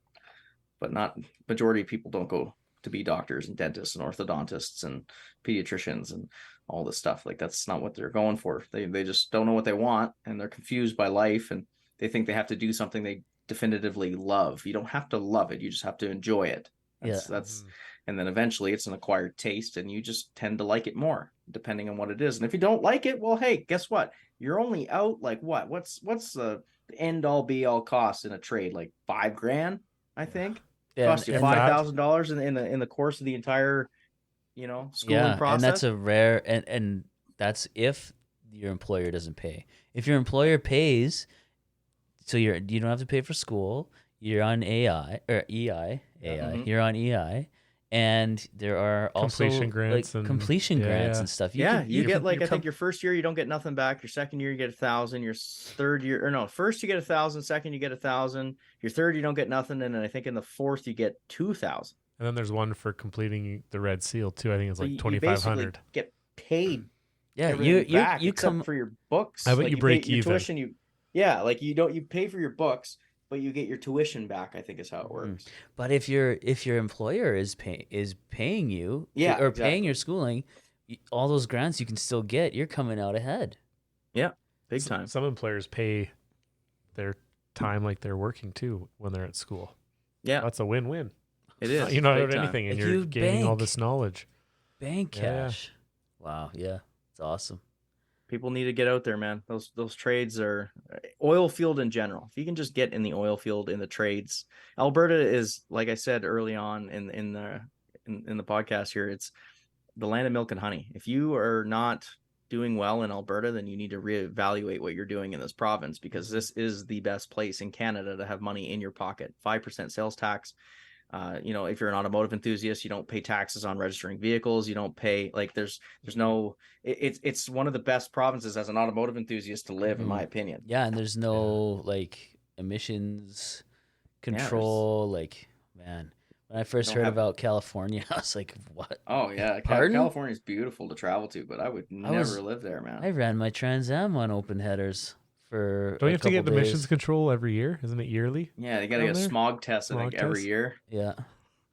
Jeez. Yeah. So what about some specific skill sets that are important to develop to get into the trades? What do you think are important for skill sets? Like, specific? I think just your situational awareness is probably one of the most important ones, in my opinion, because anything in the trade, well, just about everything in trades are trying to kill you. Yeah. You're working around heavy machinery. You're working around like like an industrial lathe. What a scary machine that is. Yeah, seriously. You get caught in that thing, it'll rip you to shreds, right? Situational awareness is probably like top priority for getting into anything in the trades, or anything in construction trades in general. Understanding where you are, why you are, what's around you, who's around you, understanding people, just reading things, like paying attention. I know it's hard, especially a guy like myself. I have a tough time holding my attention to things that I'm not overly interested in. But when it comes to your life, that is the most important thing, because money ain't going to do you no good if you're dead. Yeah. Right? That's true. So definitely paying attention to your surroundings and making sure that you go home every night Yeah. Get off your phone and Yeah. pay attention. Pay attention to what's going on around you. And then, because you're doing that, you're learning. Yeah. And then you get better at what you're doing. And then things really just start to fall into place and get better. But, there's a combination of all kinds of stuff. Your mental health comes into play too. Like you need to be in the right headspace to even progress and move forward as well. That's also a really important one to get to figure out. Because like when you're young, you don't know what the hell you want, man. You just want to make money. You want to live your life. I know when I was in my 20s, all I wanted to do was I wanted to have fun. I wanted to drink, party, live for the weekends. Yeah. And we all go through that phase, but eventually life starts to, knock on your door and be like, hey, you got savings? Yeah. You got a reliable vehicle? Do you own a house? Do you have anything figured out? Yeah. Do you have RSPs? Do you have a TFSA? Do you have any of that stuff? Have you I thought only just about started getting into that retirement? shit. Yeah. I only just started getting into this stuff, and it's kind of sad to say that, but I'm proud to know that I'm getting my ducks in a row and I'm going to have a retirement and I'm saving and all that, all the important stuff that they don't teach you in school. Yeah. School, I think public school is definitely a very interesting place. You learn a lot of stuff, but you don't learn all the stuff you need. Yeah. Learning history is great, and it was one of my favorite courses in school, but learning about World War II is not going to help me pay my bills. Yeah. How do I balance a checkbook? Anything. Right? Yeah. 19% on a cash advance on a credit card? What is that? Yeah. Boom. Right? Yeah. Building credit. Yeah, it's another one. Building credit's an important one. I had a credit boo-boo, and I had to learn from some hardships, and I made it, I fixed it. But credit cards are evil if you don't use them for the right reasons. People like to buy stuff because they think they can, but they shouldn't. Yeah, exactly. And they're like, yeah, I got a credit card. It's like, okay, great. Well, I gotta build up my credit. It's like, well, do you pay it off every month? Huh? Well, I do the minimum payment. Yeah, I don't. I don't have a credit card for that reason. I don't have a personal. We have a family one, and I don't have because I'll just, yeah.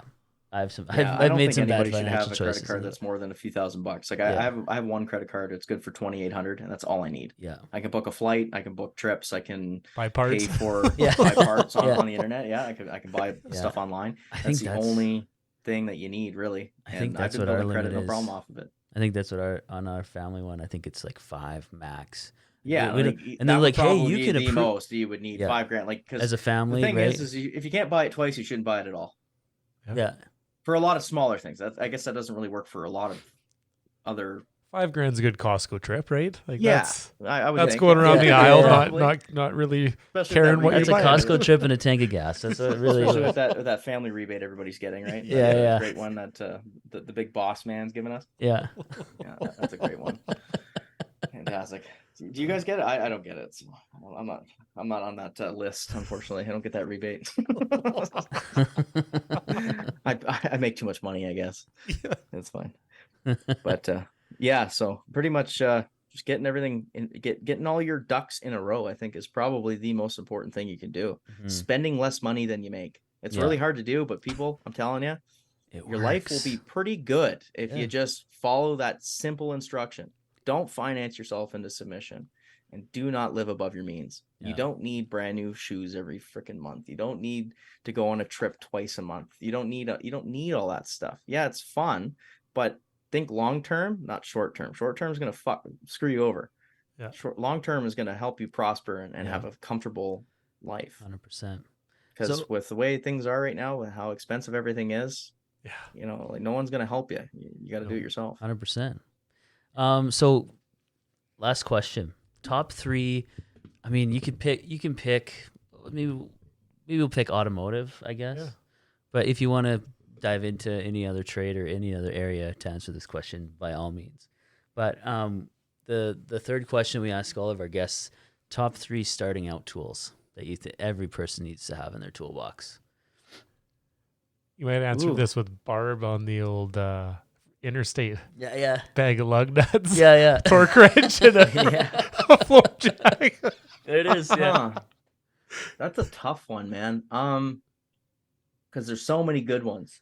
Yeah, but I think, like, say you're getting into the automotive or the heavy duty world. Yeah, I think it's really important to have a good set of wrenches, metric and standard. Sockets, get your, like, I know impact, it gets expensive, but like just buy the Stanley kit. That's what I used. Just the black chrome sockets.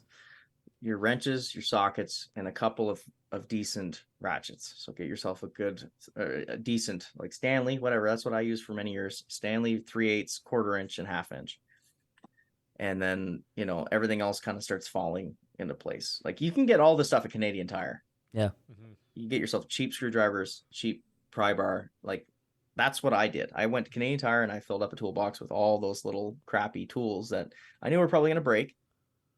And you're using tools for the wrong reasons. Like, you're using flatheads as chisels, and you're using screwdrivers as pry bars, and ratchets as hammers. Everything's a hammer if you want it to be. Yeah. But yeah, I think good wrenches, sockets, and some ratchet sockets and wrenches. Is there one tool that you can't live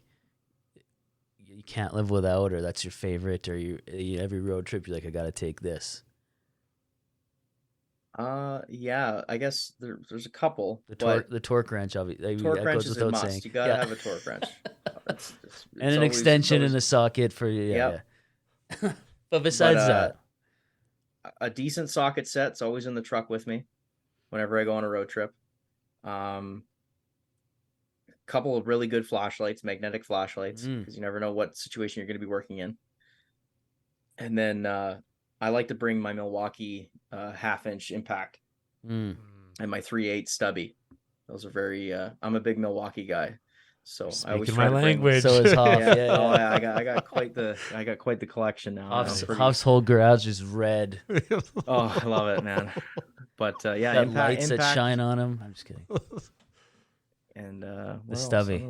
I usually put a big bag together. I always have at least one 3/8 ratchet, couple extensions, all the sockets required, some screwdrivers, a flathead, and a Phillips, one pry bar, an impact socket set, a floor jack is always, when I go on a big road trip, a floor jack is a must, and one good 4-pound mini sledge. Nice. That's smart. Just in case. In case. You never There's know. probably more I'm forgetting. And the old Louisville, just in case you want to play some baseball. Yes. Yeah. Exactly. You always need a Louisville, or the torque wrench works pretty good too. Yeah. For playing baseball. For playing baseball. For playing baseball. Yeah. You can hit some checking tires. You can. Yeah. Exactly. Boom. You can pop some dingers with that thing. Eric, this has been awesome. This has been a really fun conversation. And I just want to thank you so much for taking time out of your life, your busy schedule, to come on the show and to just share your life. And like when I first met you, I was like, we got to get this guy on, and I'm really glad we did. Yeah, I appreciate that, guys. It's been fun, honestly. This is only the second podcast I've ever actually been on, and it's been fun. It's cool, and hopefully some of the shit I spewed out my word hole will help some people down the road. It's hard to say, and everybody's situation is different. Yeah. I think it will, especially the young people listening. I think there's a lot of wisdom that you've shared today, and so from your experiences, and we all can share that, right? We know the things that we know are because of the things that we've done or messed up or been successful at. It's all based on trial and error. Yeah, it's all trial and error. And nobody's perfect. And I try to emphasize that with anybody I meet in my travels, that I'm just a guy. I know I got a bunch of followers on the internet, but at the end of the day, I'm just a guy who's gone through some shit, who's made it work, who's found a method.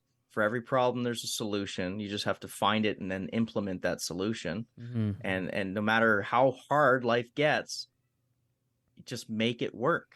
Doesn't matter if it's automotive, if it's family, if it's your work, your employment. It doesn't matter what it is. For every single problem, there's a solution. It's just sometimes it's really, really, really hard to find that solution, especially when you're sitting on your ass with your thumb up it, not looking for it. Yeah, exactly. So as we kind of wrap things up here, where can people find you? And is there anything you'd like to promote? Anything you have upcoming? Well, you can find me on Instagram, TikTok, and Snapchat, I guess I'll throw that out there too if people want to follow those travels. It's all flat4, FL4TFOUR. My handle derives from the horizontally opposed flat four engine because I was a big Subaru guy. Still am, just don't own any at the moment. Kind of just stuck. Half the people don't know what it means anyway, so it kind of worked out. You can find me on Facebook at Eric Jalbert, and same with YouTube, just Eric Jalbert on there. I don't really have anything specific to promote at the moment.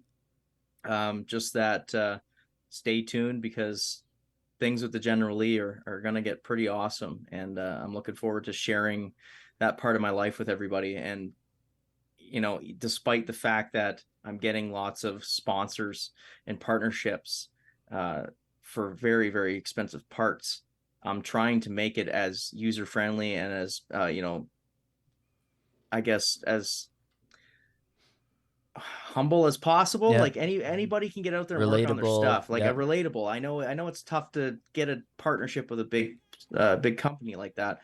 So I know that's not a very relatable thing, but working on your own stuff, not knowing what you're doing, and I emphasize that in every video. I'm like, I don't know what I'm doing, but we're doing it. Yeah. So just get out there and turn some wrenches. Don't get it right, get it running. Yeah, exactly. Mr. Freiberger, right there. Yes, sir. He says as he's wearing his roadkill shirt. Perfect way to end. Eric, thanks again so much for coming on. This has been great. Hopefully we can cross paths again in the future. Maybe we can collaborate on something, or next time you're down south here, hit us up, hang out, and figure out something cool to do, I'm sure. But thanks for everyone for listening. We will link all of the socials that Eric mentioned in the show notes of this episode. Thanks everyone for listening. Thanks, Hoff. Thanks, Rosie. And we'll catch everyone in the next one. Take care, Eric.